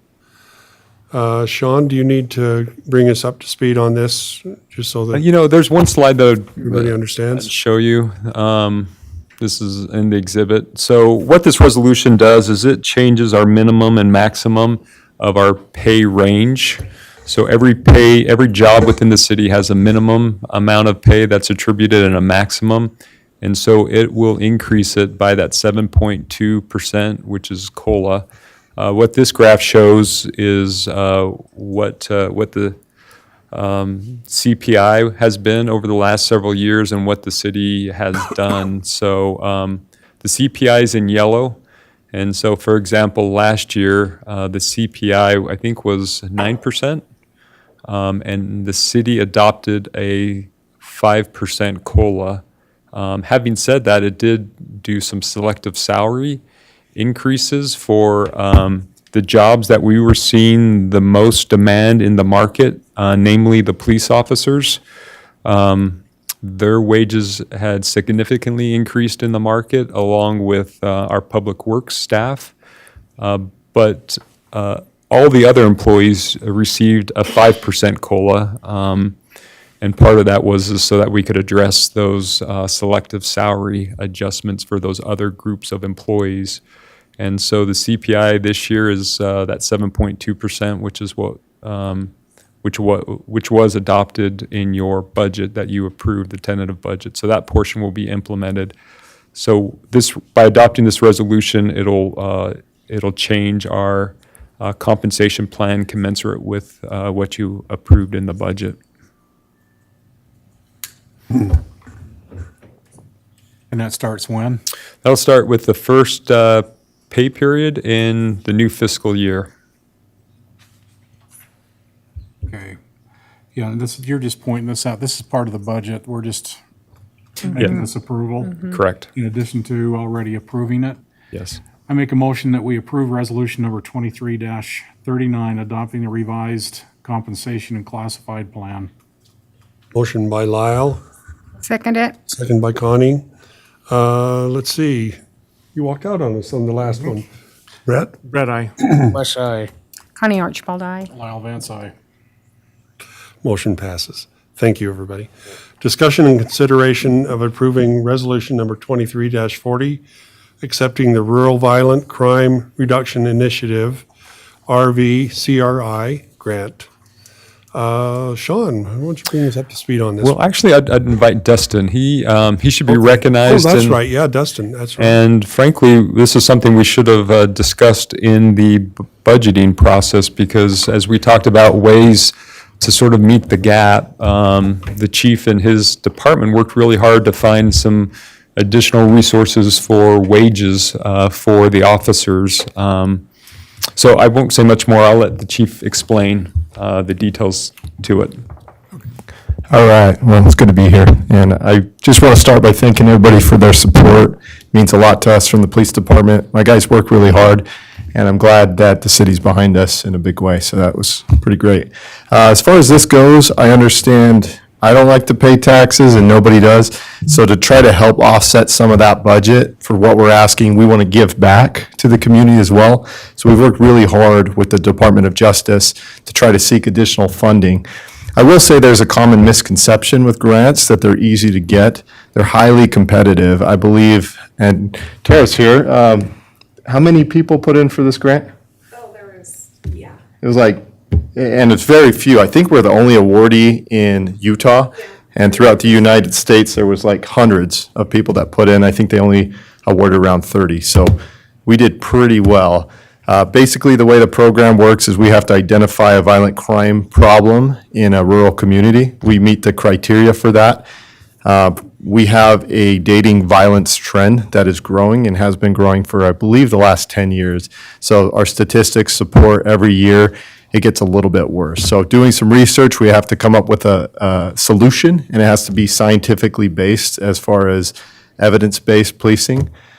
There's a program, and essentially we'd work in cohesion with the school, and we would educate our students. And the idea, and what has been shown to work in other communities, is it will lead to a reduction of the dating violence because we train them to have the skills they need to avoid those things in the future. What it means for us in the police department is we can add an allocation.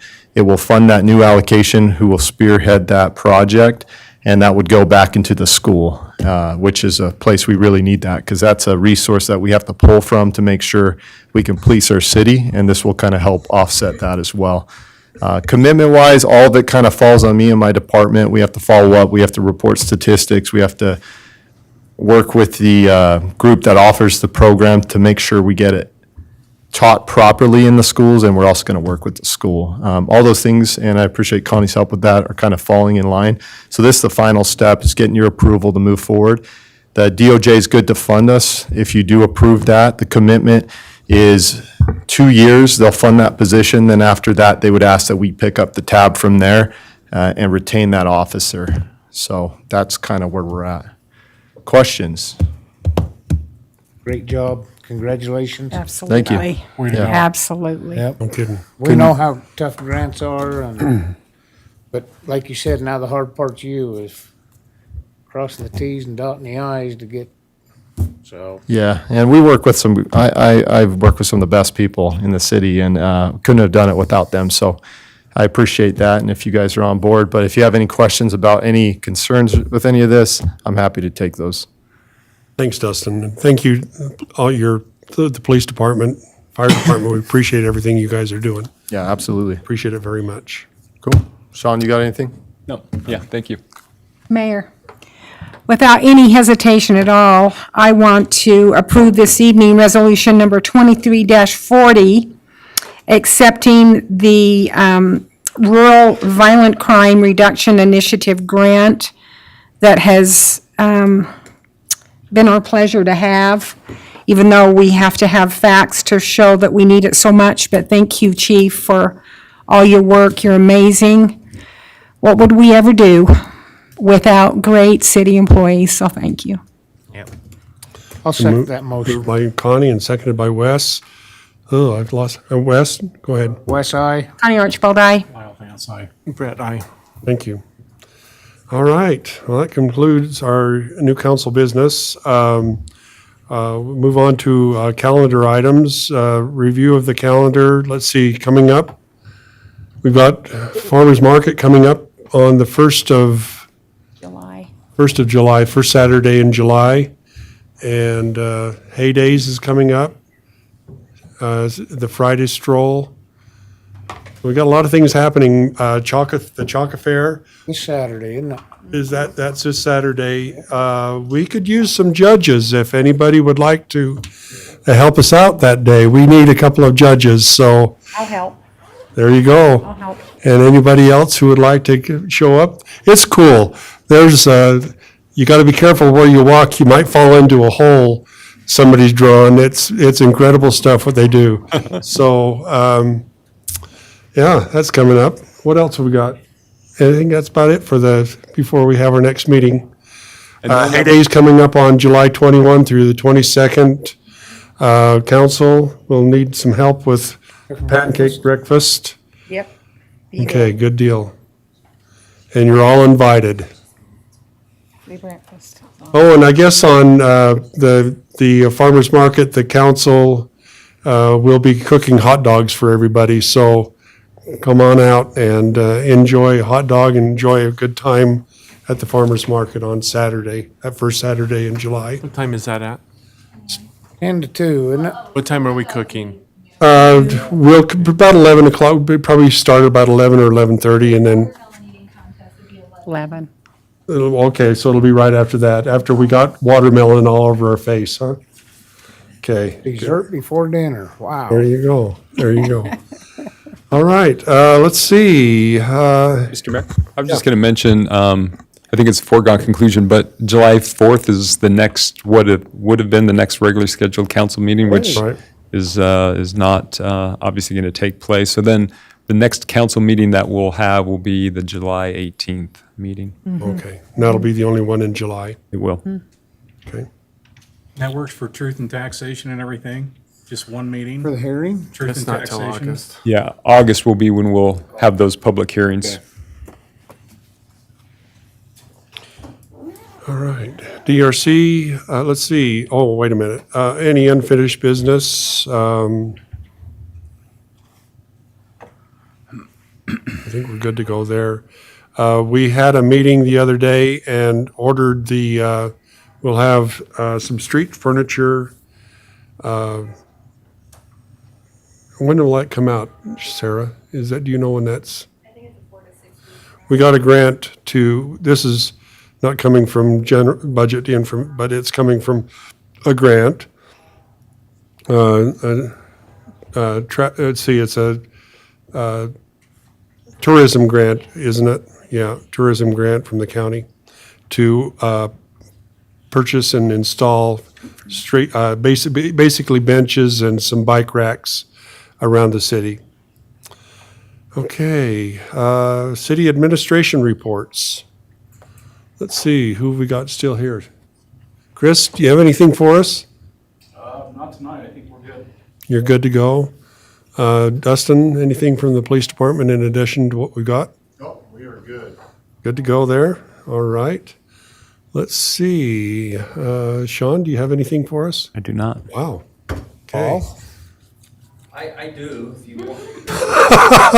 It's on our upcoming street project. Yeah, I'll send the city council out a map. We have a map that Staker's put together with some tentative dates, starting next week. But it's all weather relating, because with these storms they've had, it's pushed some of their other projects. And so, you're on a pecking order. And I'll post that out to the city. The big project with redoing the surface on 1000 West is gonna take place the week prior of our 24th celebration. So the goal is to have it done prior to it, but weather is the That big doesn't go thing. down Rocket Road. It ends at the Main Street, correct? It ends from Main Street to our north boundary on this one. The south leg needs so much more infrastructure work done, that it's, another project down in the future. But, that's on that one. I'll send you an updated map. We'll put an updated map on our website. listing when these projects will start.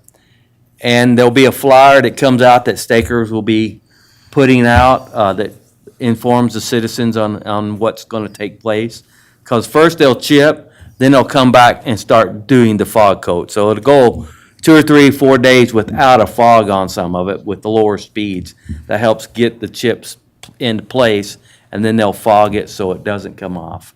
But in that meantime, they'll be sweeping a lot too because of the chips in the curb and gutters before they fog coat it. Sewer project, we hit a snag. We found a old state storm drain line that the state knew it was there but didn't know where it was at. And so our plan was to lay our sewer line parallel with our existing, but we're gonna have to lay it in the same vicinity, which means we're gonna have some additional pumping costs because we have to bypass from manhole to manhole as we do that, instead of being able to flow down our old one till we got all the way complete and then make the swap over. I'll be coming back with you on what those additional costs are gonna be, but it's going. It's just a slow process, that whole working in that right away, removing all the asphalt and laying that new pipe. That's what's going on up Main Street. That's right? what's going on up Main Street. Should end though when we get across, Third it- East, right? Or, I mean, No, it Seventh East? It doesn't. That line goes all the way to 950, and then it jumps to a ditch. So from 950 to 1150, we're good, but down there it goes into that alignment. I It's didn't know it went just- clear out to It does. 50. And state that, I mean, it's a very non-taken care of storm drain pipe, and it's a concrete pipe, but it's unreinforced, so if you get close to it, our fear is that it I don't think it's. collapse. Say where this is at, then where they're at right now is where the It issue is? starts at the river there. We found it starting at the river and goes all the way to 950. Which east. is by. Which is, the intersection that goes out into the county, Oh, if you know yeah. where Clayton Grover lives and down there, that's as far as it goes. Right. And then it goes ditch further east from that, Okay. so. It is right in the way. Could you Just- give us a little update on 1000 North and kind of where we're at on widening the road? Oh, it's getting our land acquisition to get those, signatures on those We're slope ju- easements. in the process right now is Yeah. where we're at, in the process. Yeah, that's where we're at. Once we get those slope easements, we'll be ready to go out to bid, and the project will happen next budget year, next summer. Okay, all right. So, but yeah. Okay, thank you, Paul. Any other? I think I've got everybody. All right. Let's see, DRC. We have a meeting tomorrow. There's several items on the agenda. The junction is starting to revisit their development plans, and we have some other developers who are looking at parcels outside the city that they would propose for annexation. So more to come, as no official applications have been submitted, but just A lot of talk right a now. lot of conversation, and the DRC is in the midst of wrapping up quite a few developments for recordation. So everyone's taken their development projects to the point of recordation, and in some cases working towards, formalizing all the paperwork that goes along with and leading up to them being authorized to record their project. All right. Let's see, I think we've kind of gone through. Council reports. Wes? This isn't easy doing what we're doing. We hope you understand that everybody here, and I believe everybody here, has the best interest of our city at heart. I gotta pay more taxes, you gotta pay, everybody's gotta pay more. We're not cutting anybody out of this, and I know a lot of people too that are struggling and things like that.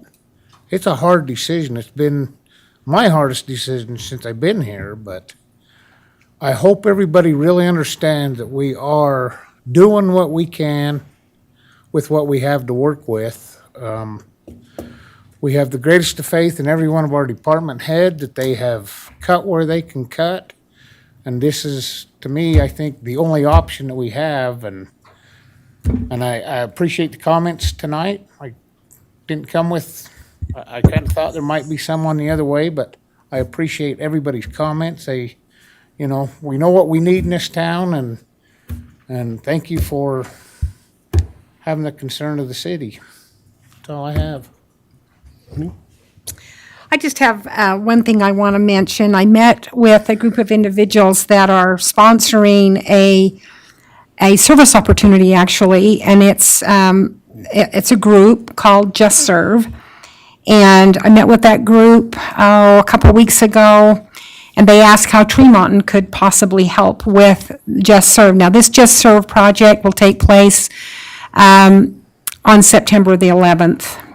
And so as I pondered how could Tremonton City serve and commemorate 9/11, the one thought that came to me was I guess it's been a year and a half ago, I took a trip to New York City.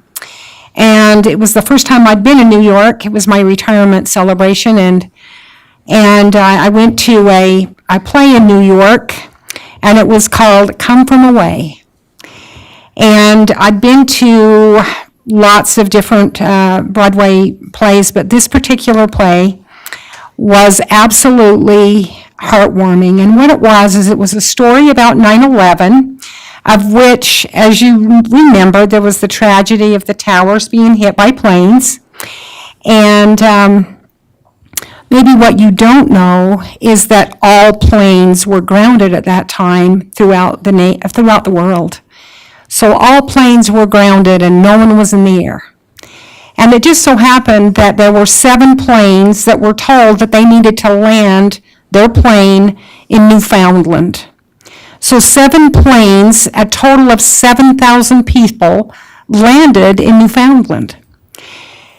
And luckily for those people on those planes, there was a good mayor. And this mayor was charged with, what are you going to do? These people need to be fed. There needs to be a place for them to sleep, because we don't know when the planes are going to fly again. So this particular play was so amazing as these citizens tried to figure out how they were going to take care of these 7,000 people. It was the most wonderful play. I went to Lion King, I went to all kinds of things. So with that in mind, when I think about 7/11 or 9/11, I think about Come From Away. That there was wonderful things that happened at that particular time. And so with that in mind, I would like to ask permissions from the City Council to move forward on a food drive called Community Feeding Community. And I have visited with Carrie Hunsaker, who is now a director over our food pantry. And I would like to encourage our community to band together. And this is a time when the pantry is kind of low right now. Not now, but by the time we do our next drive, which is usually November, December, this would stock our food pantry, feeding community, feeding the community, community feeding the community. And so that's what Tremonton City, I would propose that Tremonton City band together, put together what you can, whether it's cans of applesauce, whether it's money you want to donate. But you'll be hearing more about this, and I would propose that we go forward with this with that kind of feeling as a community comes together to care for other people. And so that's what I would propose we do. So Mayor, if that's okay, I would like to go forward with that. And so it would be on Monday, September the 11th, and Tuesday, September 12th. Citizens will be encouraged to band together to help other people. Good job. Thank you. Lyle, do you have anything for us? Yeah, I think everybody understands that Chris has been our chief, or our fire chief, for the last, I don't know how many months. How long, Chris? It's October. I mean, forever, just trying to wait. So where are we at with the new hires and new chief coming in? So the 30th of this month is his first day. It's a Friday, but that's when he's scheduled to be in the books. I talked to him today and he's moving stuff currently from Florida. He actually broke down in Georgia. Had some trailer problems there, but he's still coming. So he's still planning on starting, as far as I know, on the 30th. We did hire 2 full-time employees to fill the slots that we had open from the 2 that left. So we're back up to where we should be on our numbers for our full-time employees. In fact, the first one started, his first day was yesterday. And then the other gal, she starts tomorrow for her first shift. So that looks pretty good. Okay. Thanks, Chris, for everything you're doing to help us through this time. Brett, you have anything for us? Yeah, I'm sorry. The conflict of interest that I brought up, and I'd like this as a city council to discuss a little bit more restrictions on our conflict of interest. Can we have something available for the July 18th on that? I would think so, yes. Dustin's been working on it. I will follow up with him on that. Okay. Chief Cordova, Sister Boca, but anyway, mentioned something very important. And one thing that changed my outlook is, I wonder if you can put some statistics together for me or for us that shows where we were 7 years ago. I think you mentioned 7 years ago we were at a certain level of acuity and it's gotten worse. Isn't there a measure where we measure how many police officers there is per population and where we should be? Well, where were we then? You know, because I think back then we were short. And we're just now starting to make up the difference like we should have way back then. And do you see where I'm headed with this? Yeah.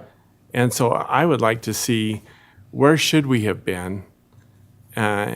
I'm glad we're reacting now and that we're getting ourselves, because we're starting to see some of the benefits of added police force to our community.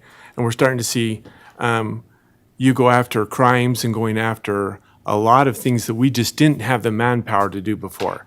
That's not saying anything negative against any other previous police chiefs or policemen or anything. We just didn't have the force. And so I'd kind of like to be able to back all that statement up, and maybe you can provide some data to help me with that.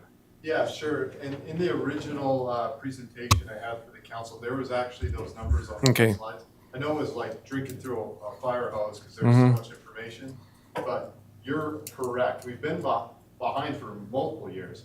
And obviously, as our population grew with our time, we've fallen further and further behind. And that's why it's such a big ask right now as a city, and we're asked for so many, is to catch us up to where we should be, or close to it at least, so that we could function. But yeah, I'll get that to you. I have Okay. it. And the thing I want to be able to show with this is that we need to stay on top of this here forward instead of getting behind again, because then all of a sudden we got to come in and hit with a big ask, and let's just do it a little at a time. Agreed. Okay, and then the next thing I have is I don't think I was incorrect on the FTE statement. Steve, when he retired, we replaced part of his position with a contract. That's not an FTE. And we still have the FTE available that is the planner part. We don't have 2 FTEs there, there's only 1. So I didn't misquote, or I didn't say that incorrectly. There's only 1 FTE, and that's Steve Bench's position, so. And next thing, Paul, there's a home going up out by where we're gonna be putting that new basin out there on Highway 13, County are on the east basin in the future. East Basin. Yeah. Has anyone let them know we're gonna be putting a basin there? I think it would No, be. we just barely bought the property, so. Yeah, I think it'd be considerate to let them know, you know what I mean? Yeah, we can let. Just, because they're building this nice house and anyway, just FYI, I drive by there and I think, oh, they're gonna have a nice fishing pond. And speaking of fishing ponds, is there any way that we can take any of these basins and turn them into some kind of a temporary fishing hole for some of our teenagers around here? Great idea. Perfect. We have to look at the safety aspect, I understand. because, I mean, they were gonna be fenced, because it's become an attractive nuisance. to have I understand there. that. But, We'll have to look into that. but, yeah, What kind of fish we can have will only be carp and maybe some catfish. correct, and who cares? Trout won't You know, live in no. that kind of water. And there's some other communities that get just people that just take their fishes and they throw their fish in and because they're extra and they know they're going to die that year and you know, We'll have to it'd be look nice at to look at. it. They will be drained every season they're drained, I understand. so. they have- It's just our kids. It'd be nice to get them out of their houses and get them out into our community. And I know that I'm not asking for a bike trail. Those are the only things I have. You can put a walking trail around it. Around the fish pond, yeah. Yeah, there you go. All right, well, that concludes our council meeting this evening. I just want to thank everybody. I want to thank the council, all of you who participated in the comments. Your comments are important and they did matter.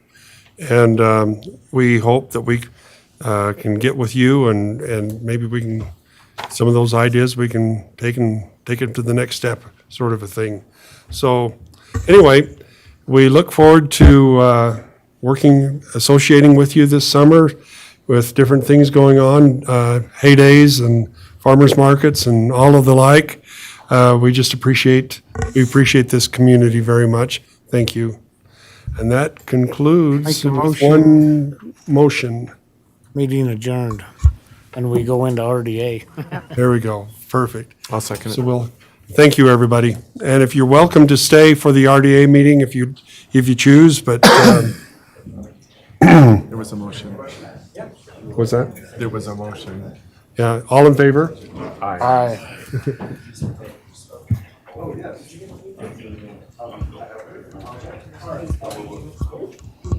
Okay, there you go.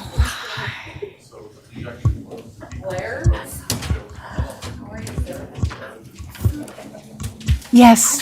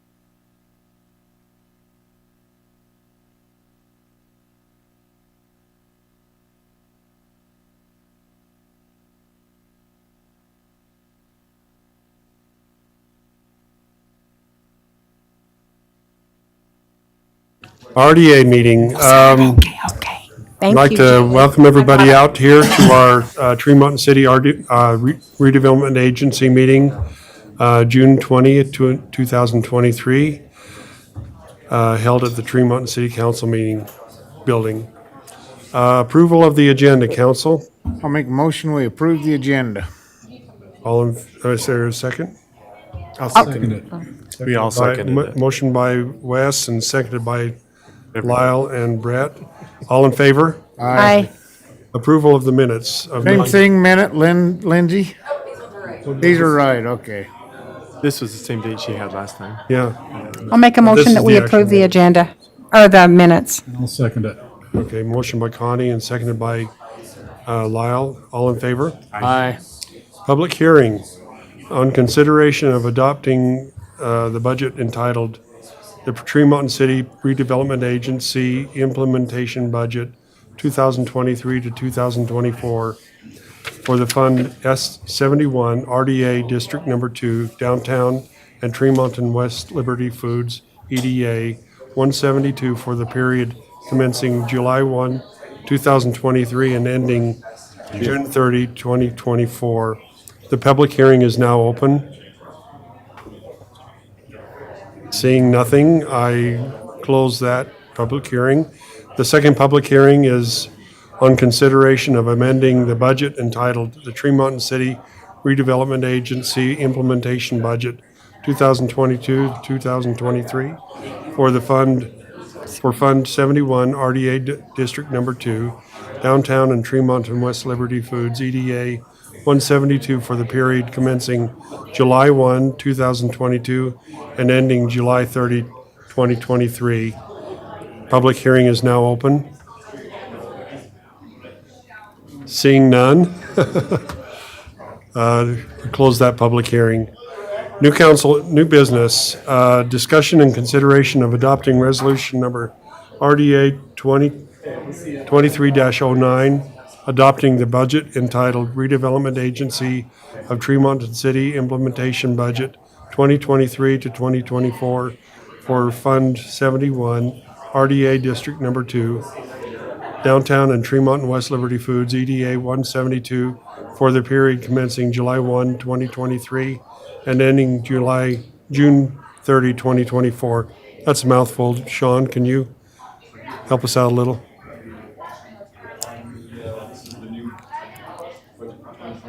Yeah. Yeah.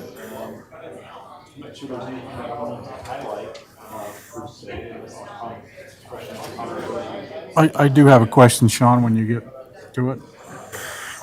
On the RDA funds, the budget overview, you've got RDA from West Liberty Foods. The budget's $1,010,000.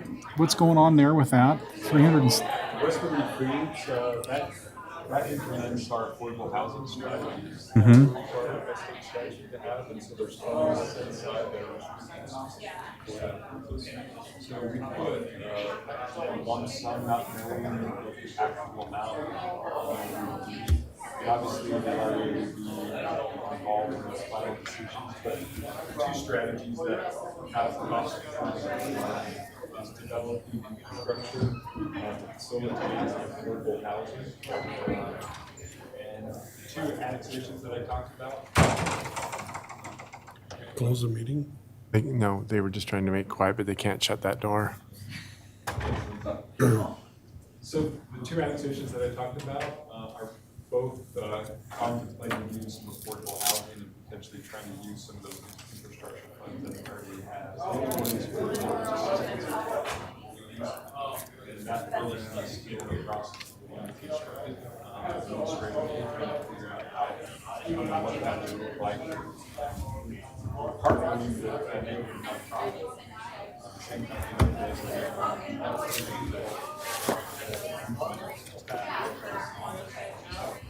anyway, so those are just set aside numbers. Wow. So this doesn't come out of Tremont City's budget. This is the taxes coming from those facilities. It was 20% of the tax increment that the RDA received for the West Liberty Food project, which is no longer, obviously, we ended that project. 20% of all that tax increment was set aside for affordable housing. And so it would appropriate a portion of those funds to use for those two programs. So it didn't come out of Tremont City budget? No. Okay. All right. You want to follow that up with any? Yeah. Go ahead and make a motion that we adopt resolution number RDA 23-09.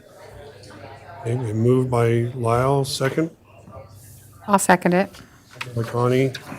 Let's see, Brett, you want to start it off? Red eye. West Eye.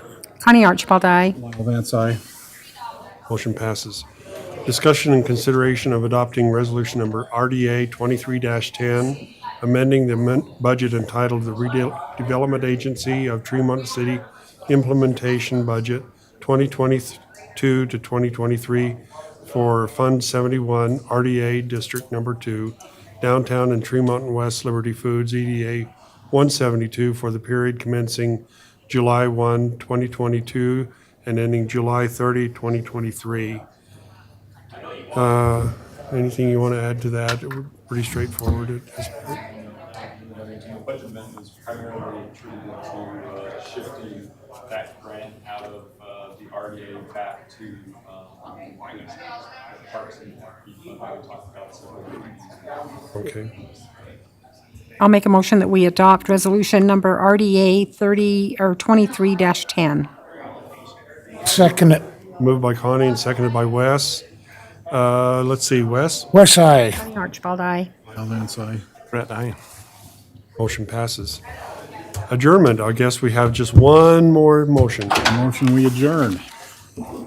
All in favor? All in favor, I'm not even, thank you very much. Thanks, everybody. What you're gonna find when you come to these meetings. Good council I was meeting. expecting a crowd here. Oh, I was, yeah, a negative crowd. I know it wasn't here.